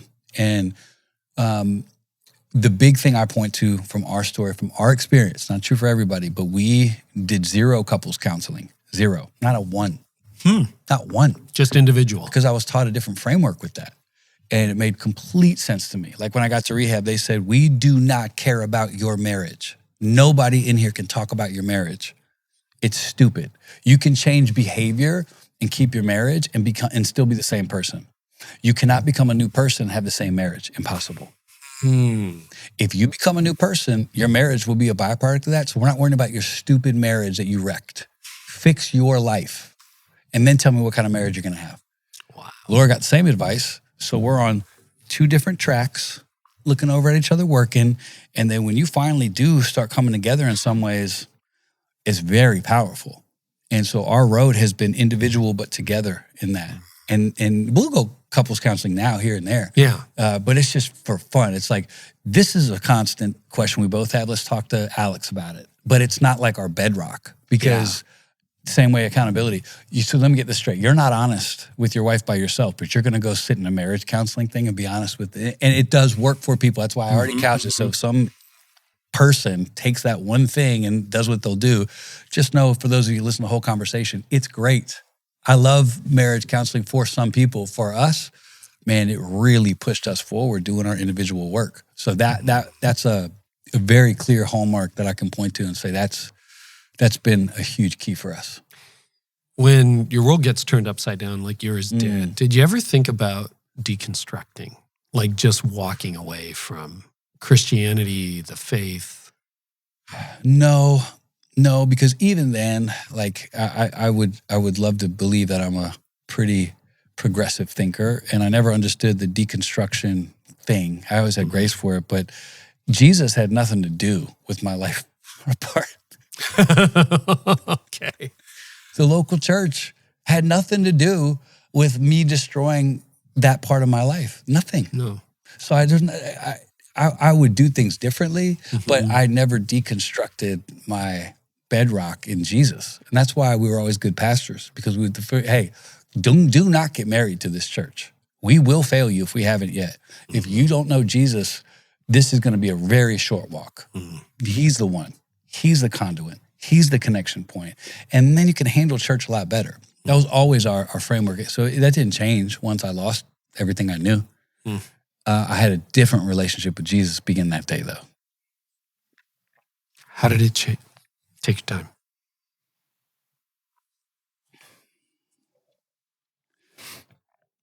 I felt like for the first time, I was like a regular follower of Jesus, because I realized, pretty much from day one, I was leading people. And that impacts how you walk. It does. It did me. It doesn't. Maybe other people, but for the first time, as a broken 41-year-old man, I'm going, I got time to work some of this stuff out. Let me get to know Jesus from this place in my life. And I'm so grateful for it, because it's my favorite thing of my new life. Is my this chapter with Jesus has been really special to me. Because I got nothing to offer. And then you realize, I never had anything to offer. Yeah. If you were redoing your spiritual walk from the time of your conversion, knowing what you know now, because, faith is a byproduct of ministry in too many cases. Yeah, for sure. And I've been a decade out of the lead pastor role now, and I always had congratulations. Thanks. I always had I'm going to read through the Bible because I don't want to keep cheating for Sunday kind of thing. And I'm still doing that, like all these years later. But, it is different. I would say my relationship with God, it wasn't false by any stretch, but it's richer now. I think in part because I was able to disentangle the Sunday to Sunday from the who I am on Wednesday. Yeah. And I don't know, if you were redoing it, what would you do differently in your spiritual life, Carl? It's a great question. I'll say this first. I'm grateful for the whole journey because it led me here today in this version. So yeah, I believe that regret's a wasted emotion. I tell people that all the time, but I can reflect and I go, okay, for instance, I've talked to some big church hitters about this, and part of my life right now is this, like it's a joy, but I meet with some pastors who are on the verge of explosion, growth, great thing, whatever, and I'm able to say what I'm going to say now, which is maybe the new frontier looks like, cool, you want to plant a church? All right, we got this thing, it's going to take you about 3 years, but here's what it's going to look like, and then we'll talk in 3 years. Because the damage done with situations like mine is so severe that let's take some more time and make sure that the young guys coming through, the young girls coming through that are awesome, they got potential and they're charismatic and they got leadership. Let's teach them some tools that most people only learn, like me, post-destruction. What if they get those tools early? So now, I mean, I have I make my money with my daughter's friends and my son's friends. Because I'm like, you put a 15-year-old in front of me, I'm going to teach them right now about what it means to think differently. And you see these people rise. Like my daughters they're going through their own beautiful life stuff, but the way they think is incredible. I just had no idea. So what's different about that? Well, how are you teaching them to think? It's so heavily identity generative thinking based that I don't even want to give away all the goods here, Carey. Yeah, that's fine. But sort of your identity in Christ. Meaning, I think, I'll say this, the biggest myth in modern evangelical church is the brain, by far. And now the way I hear what Jesus says and what I see in the gospel, I'm like, oh my gosh. I would define the way that I lived and led as the power of doing more and better and doing good things. That's not the wheelhouse of this faith. It is being, not doing. We are in a church world where I can barely stomach watching preachers sometimes on TikTok or whatever, because I'm like, oh, Lord Jesus. Oh, you're going to get an applause, and 5 years from now, because what sounds good to preach isn't the most helpful all the time. It's not exciting. The right stuff's not always exciting. To build habitual thinking rituals, that's the key to life. But that's not sexy, viral. It's not entertaining. There's ways we can make it cool. But so that to me is the biggest shift that I would look back and I would go, we'd take more time and we would look under the hood so much deeper. And this is not a knock on anybody from that era, but I was not a part of the time era where they were talking about hey, do you have any trauma? Not even a word. And that's a word that's now overused. We all get all that, but it's also still very true. Let's talk about sexual history. Yeah. Let's talk about sexual propensity. You know what that word is? And I would even think this is awesome. I was talking with Laura about this. If I sat on a lie detector when I'm 23 and answered questions, that would have been more fruitful than whatever was happening when I was that age. Because at that age, if you sit and hey, how's your thought life? It's good. I got some challenges here. They're picking apart stuff. They're answering how they think you want to hear them. Right. I would have I'm answering to pass the test. My funniest podcast question I always reject is, what would you tell the 22-year-old you? I was like, the 22-year-old me would have punched the 47-year-old me right in the face. He wouldn't have listened. And then prayed for me, because that 47-year-old is You couldn't tell me anything. Right. And that's not uncommon. Not even a bad way. I just would be like, no, I'm good, man. Like you need to pray more. When you're thinking of the TikTok clips and the things you say that are going to get applause, let's be honest, that's a trick. Was there a part of you that was addicted to the applause? No, because it didn't hit me like people thought it did because I was loathing myself. Yeah. So that's hard for people to understand. Like people from a far distance, they have low-hanging, low IQ takes on guys like me. I don't judge them for it. They're doing the best they can, but guys like that live for this, live for that. You're not a guy like me. You've never lived my life. How can you even know that? And no, the applause didn't matter to me at all because I knew that there was discrepancy and there was duality. So if anything, it made it worse. So it's kind of like you won an Oscar, but you only acted some of the scenes or something like that. Like it was like AI really was the voice. Yeah, AI really. Okay, I get it. So the applause did not move me at all. In fact, it made it worse.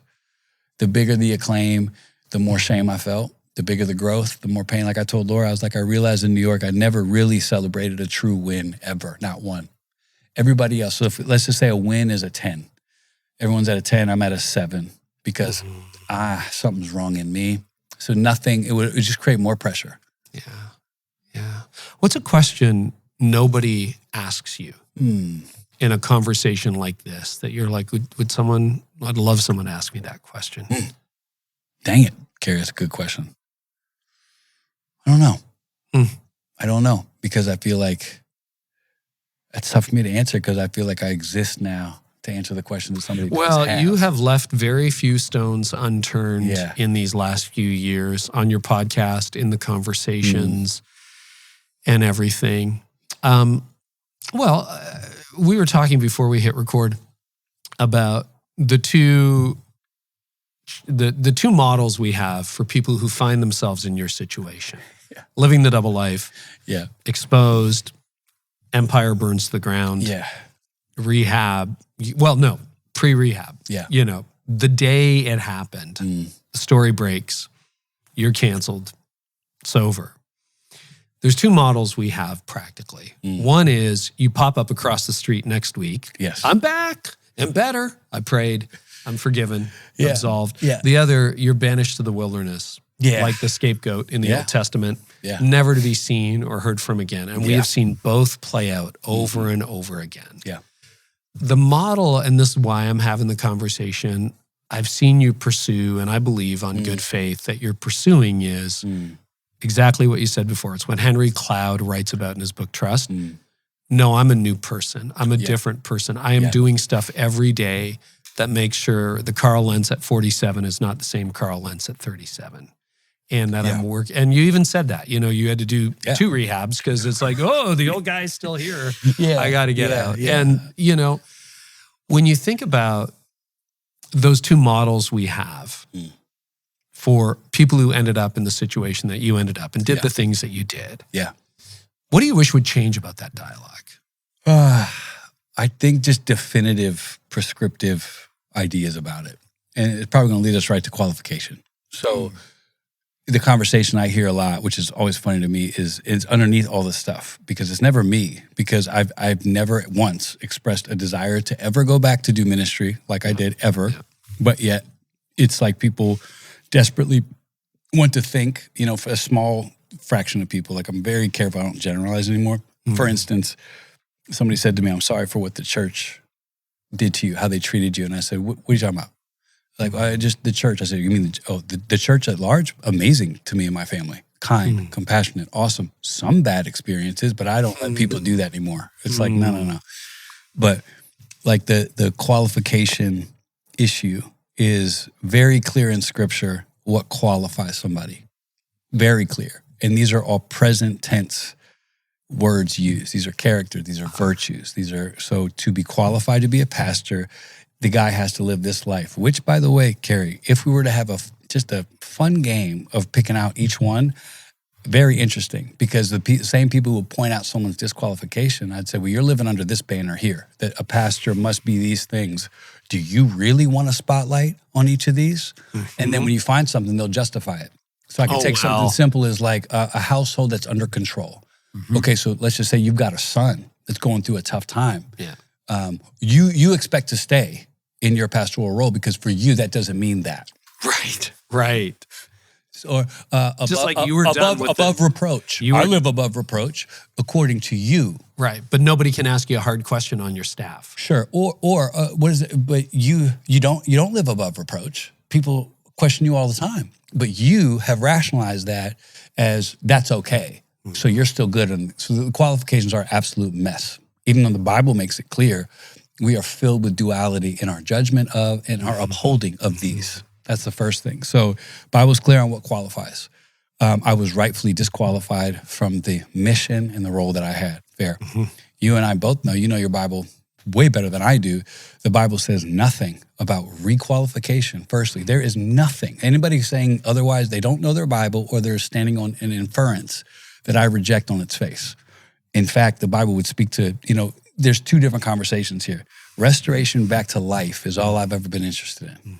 When it comes to restoration to ministry, my thing is not can someone be requalified? My personal belief is abso-freaking-lutely. Tell me why they can't. Like, these are present tense things. So to pretend that a minister who's fallen cannot be restored into ministry is wild to me. The question is not can they, the question is it wise? Right. So I live under the banner of I'm not doing ministry because I don't want to, not because I'm disqualified in any way. Now, having said that, my personal belief is the level of impact and sin, I personally find it a reverent way to hold it where I got at least as much time showing and proving and living a different way. So someday the conversation of is Carl Lentz qualified to be a leader in a church again, that's going to come down to communal discernment, not my own. It's not between me and God. It's going to come down to am I becoming the man I say I am? Not am I if I'm becoming the man I say I am, this conversation's off the table. But to me, it's a matter of wisdom. Yeah. I don't feel like the reverent, kind thing to do to the role that I fell from is to immediately, ever talk about or think about walking back into something like that. If I ever feel like that's something that interests me, I will submit to a process that includes, so to me, if someone wants to, if they've been disqualified from ministry and they're claiming I'm qualified again, that's going to be a group decision. And then ultimately it comes down to the people who choose to follow these men and women. That's who it really comes down to. It's a community decision, not a personal decision. Right. So I don't subscribe to it. I now I speak to it boldly. For years, I just let that conversation ride. But now it's easy for me to speak to because I have nothing to hide, nothing to prove. Like I've been graced by God to find a beautiful lane outside of ministry that I absolutely love. So that's the other problem, Carey, is that when God doing this work, if you fall sexually, right, as a pastor, with all that at stake, to pretend that you can come back in any time frame that's close to that fall, my personal experience of being a guy who's walked that road, it takes a whole lot of work to be in that position and misuse it in that way. That's not a doing fix. That's a being issue. You have to change who you're being. Yeah. From the inside out. Absolutely. I'm not interested in your changed behavior. I'm really not. I'm not interested in, I don't get it. I don't judge it, but I'm with you. I see it and I'm going, that seems quick, man. Like, you must be a better man than me. But for me, I'm like doing leadership and ministry and church again. I'm honored to help a lot of churches right now from the seat I'm in. It's a joy, but I'm good there. Like I can speak anywhere. I can do whatever I want. But to hold that role again, out of complete reverence, I don't even entertain the conversation. Yeah. Because it's not a matter of, am I? Do I technically believe that people can be requalified to minister? I personally do because I believe the Bible points to this. You cannot tell me it does not. You can tell me what a qualification is. Therefore, the inference is when we don't meet these, we are disqualified. Show me the passages about requalification. Show me the one about permanent disqualification. You won't find that one either. So it's tricky, and I understand why it's tricky. You got the John MacArthur's who say these things that are definitive. He's not God. He's not speaking from the Bible. That's his opinion. Like someone falls sexually, they're irreversibly damaged and can never come back to the pulpit. Cool, bro. That's your opinion, though. There's no basis for that. There is basis to say, yes, I'm qualified, but is it healthy? Yeah. Is it wise? Is it kind? Does it make sense? Is it fair on the people? And if I ever get to a place where I feel like all those things line up, I'm interested. If that's the way it goes, I have no plans or no desire. But I say that for everybody else who may. And I look at a man who says, I fell, Carl, and I feel like God's called me to ministry. Cool. You're not disqualified from the thought of it, but man, wisdom, tact, checks, balances, like you can never act like that's, it's like me and Laura in marriage. I've lost the right forever to win an argument or be mad at her for demanding something of me. So 5 years in, if she were to say, let me check your phone, for me to be like, really? After 5 years? Really? I would be a lost soul. My response is going to be, here it is. 50 years from now, because of what happened. So you talk about a pastor that's fallen like I did. Brother, you're crazy if you don't put triple eyes on me. If you don't, I would. And I would still give somebody a chance. But for me to act like I'm not going to make people try to forget what I walked through. I'm going to tell you what I walked through. So you get to choose right away. Hey, here's the truth. I did fall. I did have duplicity. I did lie. There were some things that I'm so grateful that God's brought me out of, but those are real. You need to know that moving forward. If you're going to be in my life, you're going to trust what I say. Here's what I would do if I were you. Talk to this person, talk to that person. Don't listen to me. You can. I'm trustworthy, but you're not wrong to question that. I did that, not you. So your suspicion's not on you, it's on me. I can live with that. I'm happy. I'm going to be right here. And because I know where I'm headed, I'm not worried about that. Watch me, cool. And everyone has their own meter of, like someone said the other day, like, you've earned my respect. And I said, I handled it well. Inside I'm going, I never wanted it or needed it. But interesting, I wonder what it was for that particular person. Because you look at my comments, sometimes you're like, this guy hasn't changed. Another person, I really feel like the guy's changed. Cool. Like, okay, great. So everyone has to make their own call. Nobody's right, nobody's wrong. It just needs to be said. No, there's no arbitrary rules for this stuff. How do you know he's not really repentant? Okay, man. Well, unfortunately for you, Judgy Judgerson, repentance is an inside job, so you wouldn't know either way. You just wouldn't. Well, he would show more of this. You mean I'd perform the way you want me to perform? That would make you think I'm changed? Thanks for your input. If somebody who is repentant would do these things. Somebody who is repentant becomes this man. Big difference. One of the things that happens anytime there's, a fall like you went through, the thousands, tens of thousands of people at Hillsong, all the leaders who tracked with you, many of whom are listening, watching. Yeah. What do you say to them? I love you. I honor the calling that you're in. I would say, hold me with both stories being accurately true. Like, if you are going to hang out on any part of anybody's story, I'd say it's unwise. So keep watching stories unfold. So it's like, if you were disappointed in me, completely fair, and I'm so sorry. I'm sorry. Let's think for a minute about the tens of thousands of people at Hillsong, New York. You run into somebody, you're in New York. Yeah. They're like, it's happened.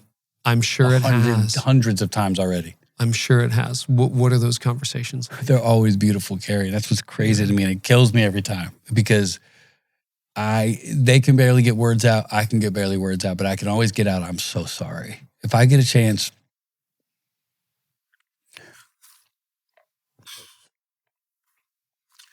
when you make amends and your life isn't this big public profile, it's actually sometimes easier on your soul because there's 10 people that matter to you and you've done your best. You've done what you can do to make these things right. The rest is on them. When you have a bigger platform, bigger world, it's a tough thing because I cannot make personal amends. What I can do is be a living amends. So maybe if I've never apologized to you, you're part of our church in New Jersey, and I never got a chance to hug you and say, I'm sorry, know that my life represents a lifelong apology, and I'm grateful for your trust. I'm sorry I broke it. And I'm grateful that God's so gracious. He's going to help you trust again. And that's the only way to hold it, or else you can't survive, man. I was gonna die of shame. I was. And God saved me from that. I don't live in shame today. I don't even visit that street. It's a carcass on my wall. I can pick it up anytime, but I am grateful to report that there's work you can do where it's impossible. It's only akin to my salvation experience is the experience I've had with shame. God has helped me come through it. Shame to me is a selfish emotion. If you catch me feeling shame about myself, I'm off track. Because shame is, I'm bad. I look bad to you. I can't believe what I've done. What good does shame do anybody? Nothing. So what replaces shame? Passion and hope and discipline to grow. Shame is who you were and feeling bad about what you did. Hold you back, freeze you in a moment in time. It's backwards. Hope of becoming a better man every day pulls you out. I can do nothing about what I did and who I was. I can do everything about who I'm becoming right now. And there's so much power right there that it's just so, I love being able to look at people who are shattered and say, I've been there. And I'm here right now. I got a lot of pain that I had managed, and I will forever. But my friend, I'm telling you, there's nobody that's going to listen to this that has to live in shame. Nobody. That's a choice. Shame is a choice. When you own that, it makes it hard. People hate that. They push back because they like that victim shield. For me to feel shame about what happened would still mean I'm the most self-centered man walking the earth. For the leader, especially the pastor, church leader, who is where you were a decade ago. Rapid growth, oh my goodness, I don't know what to do, or they're sitting on something that it's like, that was the last time. Let's take the second part out. Let's just talk about rapid growth. Okay. Because that is a question I'm really interested in. Forget the metaphor you used, but this train that's moving so fast and I don't know how to stop it. They're feeling that, and maybe they're not cheating on their wife right now. They're not, but their thought life is going sideways. They're exhausted. They're preaching service 7, service 3. It doesn't matter. And again, this happens when there's 75 people in the room or 7,500. Such a great point. It really does. You don't have to be an influential pastor in New York. What's your word to them? It's not going to get easier. So if you're hurting now, you'll die in a couple months. That's what I'd say to you. So whatever you're doing that's uncomfortable, figure it out right now. So if there's an area that you're like, man, if we can just get through this season, here's a common phrase I'll get from guys I love. We're in the middle of this project, man, and I know I'm out of gas, I'm out of fumes, but you just got to get to here. And then my brother, you guess how many stories I heard like that in rehab, including my own. I was like, frick, we all do this. I had a beautiful exit strategy that's going to work on my terms. I'm gonna raise up this guy to take more leadership. This was your strategy at Hillsong. Oh yeah. So you hadn't escaped towards the end, 100%. That was my duty. It was like, okay, here's how I'm going to fix all this stuff that's broken. I'm going to get everything in such a place where it's great, and I'm going to kind of drift off, get some help, handle this stuff. I just got to get this stuff settled. And it's a self-sabotaging lie. Never happens. Because if it would have happened, I would have been fine. And still would have been broken because I now know, if it hadn't been that humiliating and that exposing, I probably would have held some lies. Got to be honest with you. So as much as I hated it at the time, if it wasn't that, if that many people didn't leave our life and that many people didn't just this feeling of like, I in my worst nightmare, I didn't think it would go as bad as it did. And I don't think it helped people be more honest, by the way, Carey.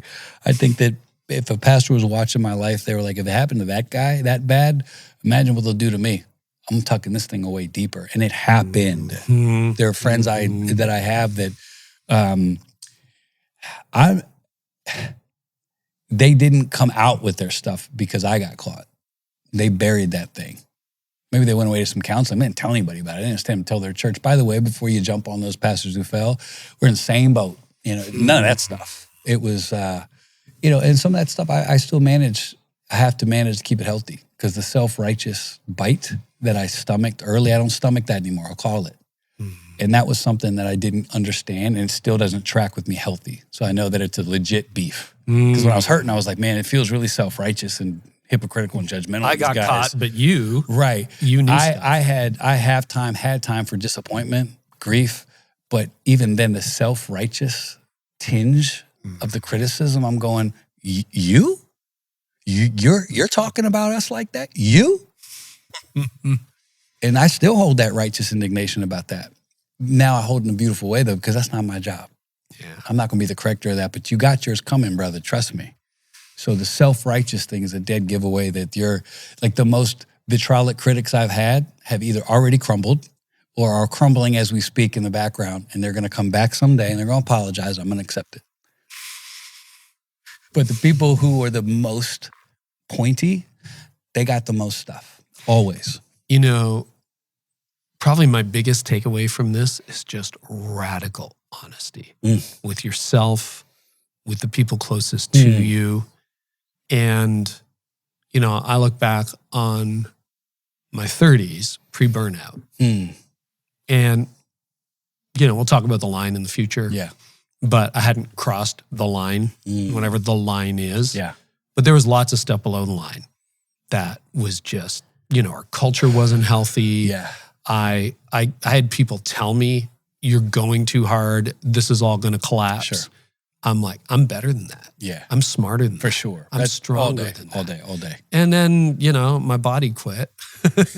And I went into kind of a rehab, not officially. Yeah. And life has never been the same 20 years later. Wow. And, it's a progressive thing. It's not like, I'm perfect. You don't arrive. No. But it's a more stable foundation. Yeah.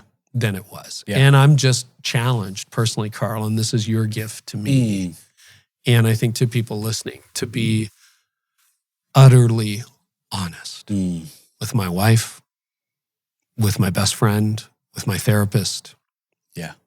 Yeah. Because of all the lies we tell ourselves are the most deadly. That's the person I lied to the most. Is it? That's what I became. I lied to myself. I mean, I've told this story where I told my therapist, well, why didn't you come clean sooner? I said, well, I didn't want to hurt anybody. She said, oh, you're a hero. Aren't we all? Oh, you're a hero. In ministry, we're heroes. And meanwhile, you're hurting everyone every day you live with a lie. Yeah. But you didn't want to come clean and that's when you start realizing, oh, okay, I lied to myself. So part of my radical, honest life is there's no other option for me. So if you have spent decades of your life lying, there is no other way but radical honesty. And it's dangerous in the best way. It's like from my own personal conviction, I take it all the way down to the easy casual combos. Like I'm not going to say see you later because that's probably not honest. Because you might not. I'm going to say it's been good to see you. Yeah. It's that didactic for me. And it has to be. Carl, this has been such a rich conversation. We've gone a lot of places. Yeah. And I feel like there's still more to talk about. Maybe we'll do a round 2 at some point. But thank you. And part of the joy of having a conversation, this is not joyful for you. It's not joyful for the church. It's not joyful for all the people who have been deeply, deeply hurt. But part of the health of a conversation like this, it's your podcast. You bring the light to the darkness. And I think you've helped us see how it came to be. And yeah, you clarified a few things, but I'm firmly convinced 99.9% of people who get into ministry, Carl, are doing it because they feel a call from God. They're doing the right thing. They're going to make a difference. 100% agree. And I think most of the time that there's a breach, a fall like you experienced, it's kind of a deer in the headlights with some unhealthy habits. Yeah. And not an excuse, but if we can stop some of this long before it does harm. Yeah. What a joy. That's the joy, maybe. So well said. You were going to ask me about friendships. Oh, yeah. Let's talk about that. Okay. No. Because I actually wanted to answer We touched it in a on it, different way. but go ahead. Because what happened with your friendships when everything collapsed? It's a good thing to bring up because I like to tell leaders a couple things. One, if you're the boss of an organization and you think you have friends that don't get impacted by that, you're just being delusional. Yeah. So I talk a lot about it's like, it's my best friend. He also works for me. I go, okay, cool. Let me just tell you about my experience with that. It's not the same. It will not be the same. I don't care if you knew him since you were 2 years old. If you are the boss, nobody is their normal self around you. They cannot be. They're not going to tell you 100% of the truth. They might, but at the end of the day, you're their employer. So you got to factor that in. That's the first thing. And then with ministry stuff, Carey, I think there's a couple things I want to say about this because, so much, I've let a lot of it go and I speak nebulously sometimes on purpose, but this is a good time because there's a lot of pastors watching. I think I hold it in a beautiful place. I was extraordinarily surprised. I had two best friends in ministry. And, I broke that relationship trust-wise, and I own that. The reactions definitely surprised me. And I've gotten healthy enough to say it's okay to say that. Like, it doesn't matter right or wrong. I just didn't think that I had relationships that would cut people off like that. And Your phone stopped ringing. I mean, from these particular friends that I loved. Otherwise, I had people show up for me all day long. And thank God for it. But it's people... it's that 27 great things and those two. And so those I learned a lot through. I learned a lot about how I want to have friendships in the future. I learned a lot about how to manage expectation now.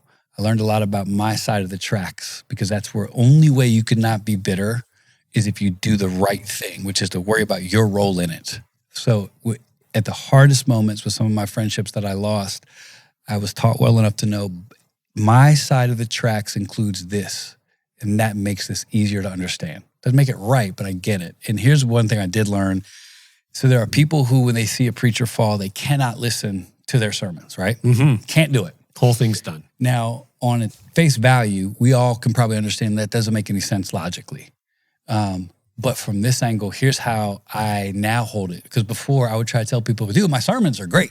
Like I preached about Jesus. He didn't fall. I stand by every freaking sermon I've ever preached. Proud of them, honestly. Because I did my job, which is to point to the one who can change everybody. And now when people are like, I can't listen to that pastor, I was like, I get it because here's why. There's one friend who, and I had to do some work on this, Carey, because a lot of my relationships in ministry, I was paving a way for somebody else. It's part of my honor was to create space for people, promote people. And a lot of my, outside of the two guys I would say were my best friends, everybody else was my friends, but I was cutting ground for them. I was promoting them. I was investing into them. So when those kind of guys didn't show up, that was hard. Because I was like, no way. Like, if anything, be disappointed, but to act like that was something I had to manage. That's on me. But there was a guy who came to preach. Me and Laura were at a church, and there's a guy that was probably that one layer away. Like, we were very close friends. I gave him our platform. I definitely backed him to the hilt. And this guy never reached out. And it was nobody's, this isn't sympathy. I'm just telling you how it was. Never reached out one time. I see him.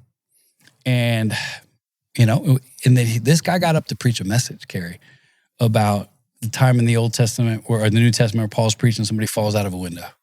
And he talks about how we got to be the kind of church that goes and picks that person up. And I'm talking about, and Laura was nauseous. I was nauseous. And I wanted to stand up and say, are you kidding me? I don't care about the message. You're my problem. And I went, oh, okay, I will never tell anybody that my messages are good, got to get through me, because I know how it feels in this moment. What this guy was preaching, not interested, because you're a fake, bro. Get out of here. There you go. You're a fake. I can't even hear about Jesus because you bailed on me and my wife. And you're going to get up there and preach that message in front of us? And it just made, and I went, okay, I'm just being honest. This isn't right. I'm just telling you how I felt. And I looked at my wife and I went, I gotta get something good out of this or I'm not going to be able to make it. And that was the revelation I walked away with, was I get it now. So that's why people can't listen to your messages, watch your messages, because you let them down. Not everybody, but and I a lot understand it. And there's people who are like, but before I would have been like, push through that. And now I go, hey, at your own time. Like I'm telling you, I'm a broken messenger. I get that. But if the thought of my face and what I did, how I betrayed my wife and I betrayed my children, and now I'm going to tell you to go and preach how I was preaching and do all that stuff, and you just can't land it, it's okay. Because I can't land it with that guy. I'm not interested in anything he has to say. And I don't listen to, there's maybe one or two guys, but that goes for a lot of my friends of that era. Like, I don't want to hear them preach. I'm not interested. And that's not judging you. I just also know you. I know my experience with you too. I let you down, I broke your trust, but I'm still human. Laura and my kids, they have to run their own journey. They're they have to work through that. They have to process all of that but too. But that day in church, in this side of the tracks, when I didn't know what was happening, didn't know what was coming, and it just all happened at one time, and I just thought maybe he'll get up there and preach about, I don't know, restoration or something, whatever, but to preach that showed me that world is still insane. Absolute, because, bro. But does that make you a cynic about the church as a whole? No, because I love that there's nothing like the church. Where else can broken people do great things? Yeah. No, and this is the tension of our age. Yeah. Right? Because you've got the people who are like, see, somebody could listen to this conversation for 2 hours and go, see, all megachurch pastors are fake. Right. But I know that's not true. Not true. It's not true. And yet maybe there's some who have hurt you. Maybe there's some who've got, I don't know who you're talking about, and I'm not interested. Here's my takeaway. I wanted to do work so I wouldn't be like that. I want to be able to hear people that I even have been personally hurt by. I still want to be big enough to be able to push through that, because what's my line now? We go back to the line again. So like my line I told myself on that Sunday was, well, that guy hurt me so I can no longer listen to him. I'm not comfortable with that line. That's not who you want to be. No. But it's who you are right now, or in that day. But that's who I am. So what do I want to do about this? This guy is a fraud. He preached a message he has never even smelt in his life, like he has. We got to pick people up off the ground. We can't be ashamed of them. What? That's who you are. Are you kidding me? And then I was like, guess who can't be throwing those stones? Yeah. This critic. What am I going to do with this tension? I know I'm wrong, but what do I do with all these feelings? Now I know better. I'm going to bring them out. I'm going to talk about them. I'm going to bring them into the light. I'm going to talk to Carey about it. I'm going to call someone that's wiser. I'm going to say, this is how I feel. I know it's not right. I got to get it out. This guy's a fucking fraud. And he's not a fraud. He's going through his own stuff. And it's like, I always tell Laura, I'm going non-therapy me for 30 seconds. Give me a break. Boom, boom, boom, boom, boom. Now, therapized version. And we live in that tension. I had my heart broken a couple of years ago with somebody just shocked that was living a double life. And done a lot of work with that person. And, I had lots of conversations with that person. And you look back on the body of work. And I've talked to other people who were on staff with a senior pastor who, quote, fell. And it's such a tension to be managed. But, unless they were con man from day one, then I'm like, throw the whole thing out. But I learned and grew under some of those leaders. And I had a real friendship with this person and I didn't know. And I tried to be there for him and that sort of thing. And when it all fell apart, but like you look back and it's like, no, some of those things I learned are actually true and they're good. And what he did is despicable. Two things can be true. It's such a thing. And that's, I think even naming the tension that we're in, because the headlines are always one way or the other. Yes. It's what you were feeling. It's like, don't listen to anything. And that guy's a fraud. Because here's where I landed with that, Carey. I don't want that. I want people to listen to what I preached and believe it. Therefore, if that's true, I cannot hold this against this guy like that. I'm not there yet. I'm working on it. That one stung, and I'm not satisfied. So I'm going to get to the place where I can listen to a sermon from someone who has not lined up how I want them to line up and still be able to hear God do it. So if I want someone else to do that, I got to go first. Okay, anybody who's not a pastor, who's had church hurt, listen up. Because this is bigger than just us. What am I robbing myself of if that's my line? That's what I tell people all the time. Like, I can never go back to church because I said, cool. What's it going to cost you to trust again? What's it going to cost you to not trust again? Which one are you more comfortable with? And that's the journey. Yeah. It is so easy to be a cynic, and I have to fight it, if not daily, weekly. But I want to be the guy who hopes again, trusts again, believes again, because, dude, that's the gospel. It's the gospel. Carey, it's the woman that's been, betrayed by a husband. I will never trust a man again. She's not wrong. She's not crazy. No. And she'll never, what else might be lost with that? Just make sure you want to see it across the board. And that's how I gauge everything. Like, if I take this one moment and I would have stretched it across my life, am I comfortable with that? Well, I lived that life. I had a bunch of good stuff, but I had moments where I didn't think they were going to bleed over. They all bleed over. I can't, they're going to bleed over. And I would tell you, the amazing pastors that listen to you, and they should be, I think you're one of the most reasonable, objective, kind, wise people on the market. And I'm grateful for you. I would say consider teaching people how to think more. But that would require you to be thinking correctly. And the number one place of dysfunctional thinking in ministry is at the top of the food chain. We live in an age where a lot of people want to tell you what to think. It's the worst. You got to learn how to think. Your colleague across the city, Tim Keller, did such a beautiful job of that. Guess who was always awesome to me? Tim Keller. Was he always awesome to you? I sent an email to every pastor in New York when I got there. Do you know which one wrote me back? Tim Keller. Every pastor trying to do my ecumenical duty. I don't want to be, we're already getting criticism. I haven't even started yet, Carey. Look at these guys who are going to come in. They're going to take our sheep. I remember thinking, we take your sheep? That's a weird thing to say. Yeah, that's right. Anyway, but I'm going to reach out. I'm going to do this. Tim Keller, Carl, come see me in my office. I sat had the most beautiful conversation, started a beautiful relationship with him. But it's always funny. Some of these guys like Craig, Tim, you see what they've done, and they're consistent throughout the board. Mm-hmm. The guys didn't write me back, The behind the scenes is the same as the on camera. And often even a little more delightful than you'd suspect. That is a great way to put that. Wow. That you can see it on and it's like, oh, that was interesting in the message. But then you meet the guy and it's like, very impressed. Yeah. Integrity. Right? Which is what, if you look at the definition of that word, this process over the last 5-6 years for you. Yep. 5, I guess, has been reintegrating what God created in you. Integrity. You're integrating it. My definition of integrity is doing what I say when I say I'm going to do it every single time. That is it. Take the moral out of it. Carl, do you live with integrity? Yes. And I'm becoming a man of integrity more and more every day. So did I do what I said when I said I was going to do it every time? Yeah. And when I don't, I remain a man of integrity when I own it and I bring it back into alignment. To act like there's a man that has this, every day, I think the life of integrity is constant adjustment. Constant. So for me, had integrity, got out of alignment, and kept on going. Out of alignment. Imagine if that worked with your spine like that. I now know integrity is like this. Every day, chiropractic.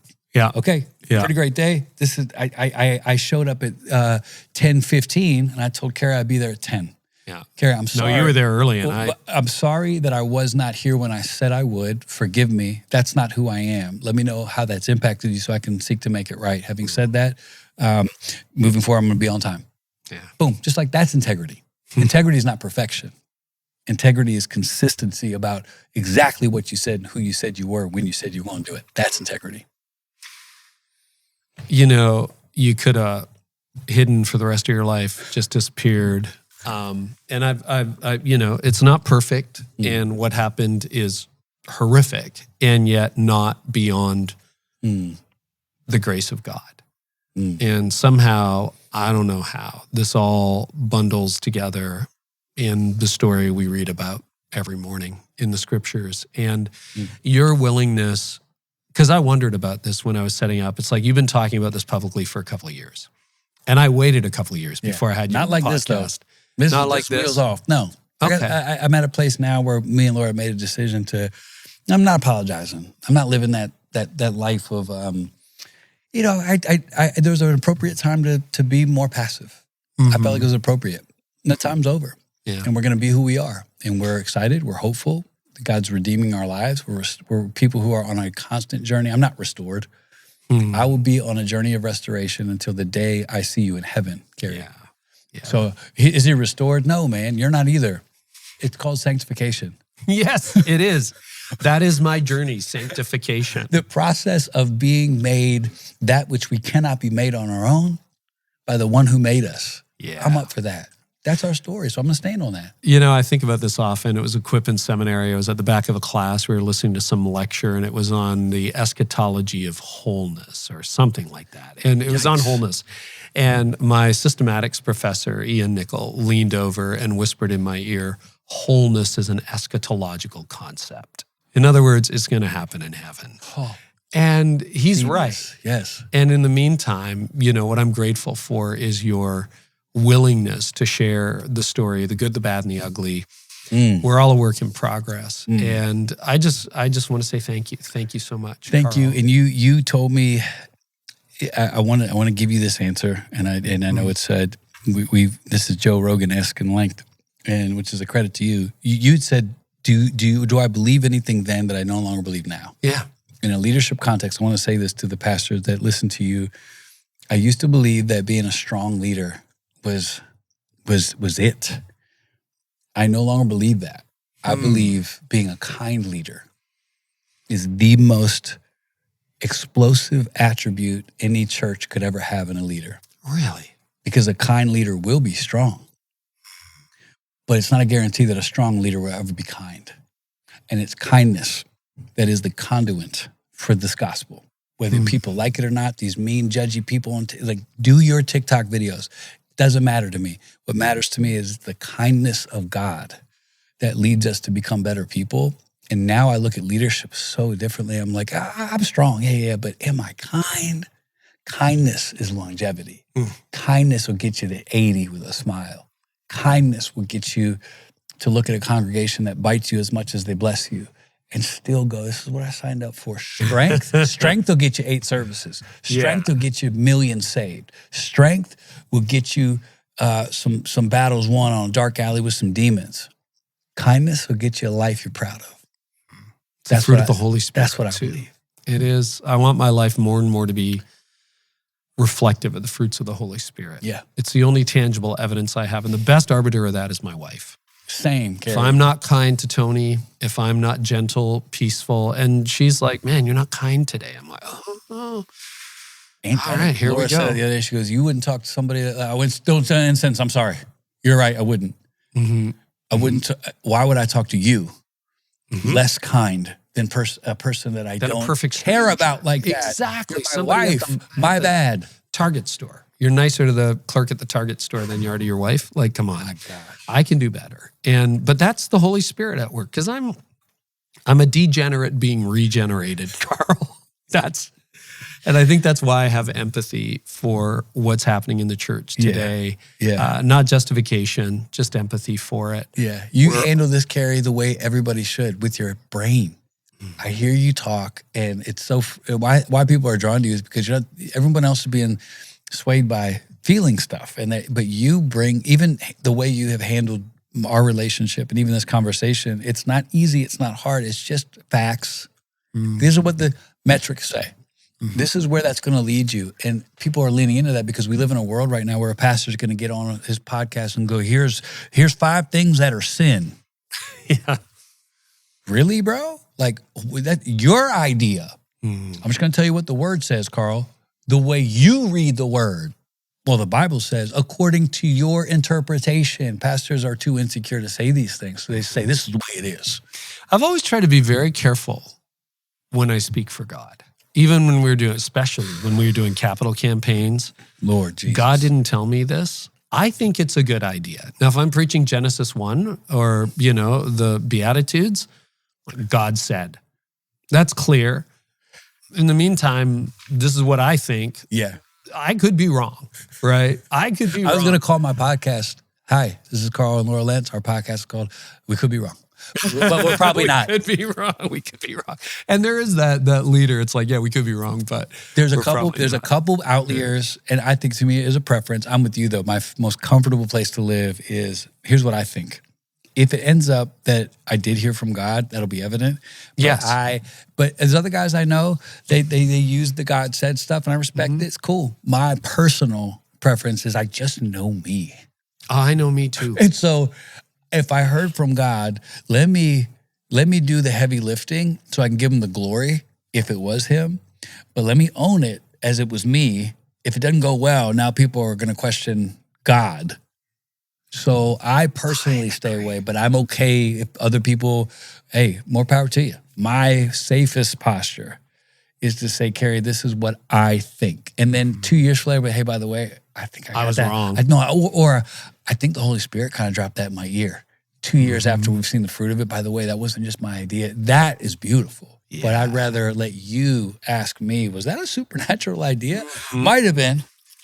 Well, and discernment goes beyond just the leader. Yeah. It really does. Carl, I wish I didn't have to catch a flight. Thank you for having me. This was awesome, man. Thank you so much. Lights On Podcast, highly recommend. Yeah, thank you. Website or anything else you want to direct people to? No, you can, it's hello@carlandlauralentz.com, I believe. And I'd love to hear from anybody. Thank you for having me. Thank you for what you do. Thank you. Yes, sir. Well, that was the false ending to the podcast, but Carl and I kind of leaned back and we're going to keep it rolling because I want every pastor to hear what Carl said. Because it meant a lot to me. Carl, thank you. Was that okay? My favorite conversation I've had in 5 years, Carey, to be honest. Wow. That's why I was so excited because I love how I feel today. And it's like, it's not lost on me that my deepest need and heart is to love the pastors that I made their life harder. And that's what I did for every good pastor out there. The moment I fell, they had to deal with 97 more suspicions. So my silent prayer has been. Are we still recording? Yeah. Good. No, keep going. No, my silent prayer is let me get something off the board for these guys. Good. Let me live this life where when they had to defend or justify their own life because of what I did, they can now say, also that guy though, look at what God's grace, like that's my goal because I carry that, and I know I did that for so many people I love. I hate that. And that's something I've had to give to God, and he's given it back to me in this way, which is, here's how I can do the best I can. So for all that was hard for me, making it harder for amazing pastors. And I'm grateful to be able to talk to the people that listen to your pod, because wow, they're all in the trenches. And for as much good as I did, when we did a lot of good, there were some shots that I brought the body, and I own that, and I'm sorry about that. And I can't change it, but I can live a different life, and that's my hope. Yeah. Thank you. It's my hope too. I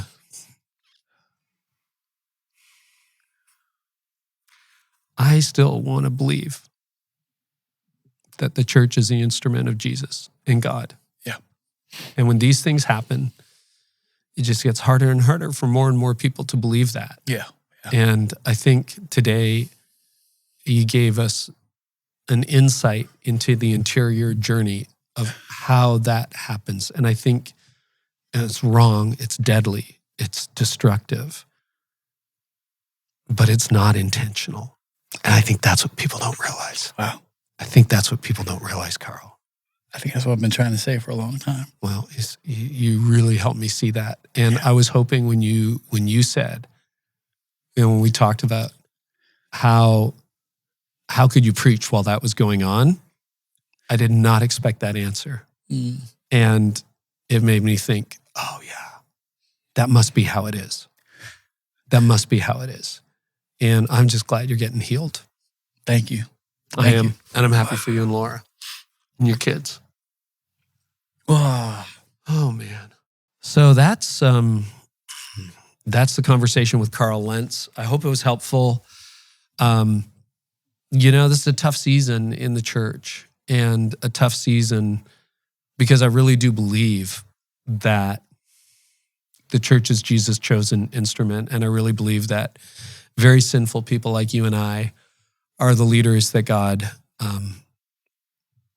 appoints to do the work, and that 99.999% of us get into it for the right reasons, and trying to figure out how to do this well and to be a good husband and a good father and a good leader and a good boss and a good pastor. It's just really, really hard. So thank you for hanging in there for the whole conversation. Whether you're watching or listening today, if you want show notes, you can get them at theartofleadershipacademy.com. You can set up a free account. They're all there. We have some good conversations that are a little more nuanced and maybe engage the brain a little bit more than you would find sometimes online. If you're watching on YouTube, Spotify, if you're listening, give us a follow, subscription, let us know what you think. I hope this was ultimately a healing conversation. Coming up on the podcast, we got a number of great conversations. We got Arthur Brooks. Man, I enjoyed that. And Chelsea Smith is also coming up to talk about marriage and relationships. I just love having these authentic conversations. I hope they help you. And maybe share this with your team, text it to a friend. And we'll see you next time on the podcast. Thank you so much for listening. Thank you so much for your comments and for getting the word out about this podcast. We really appreciate, hopefully, long, nuanced conversations like this that in the end make the church better and make you better.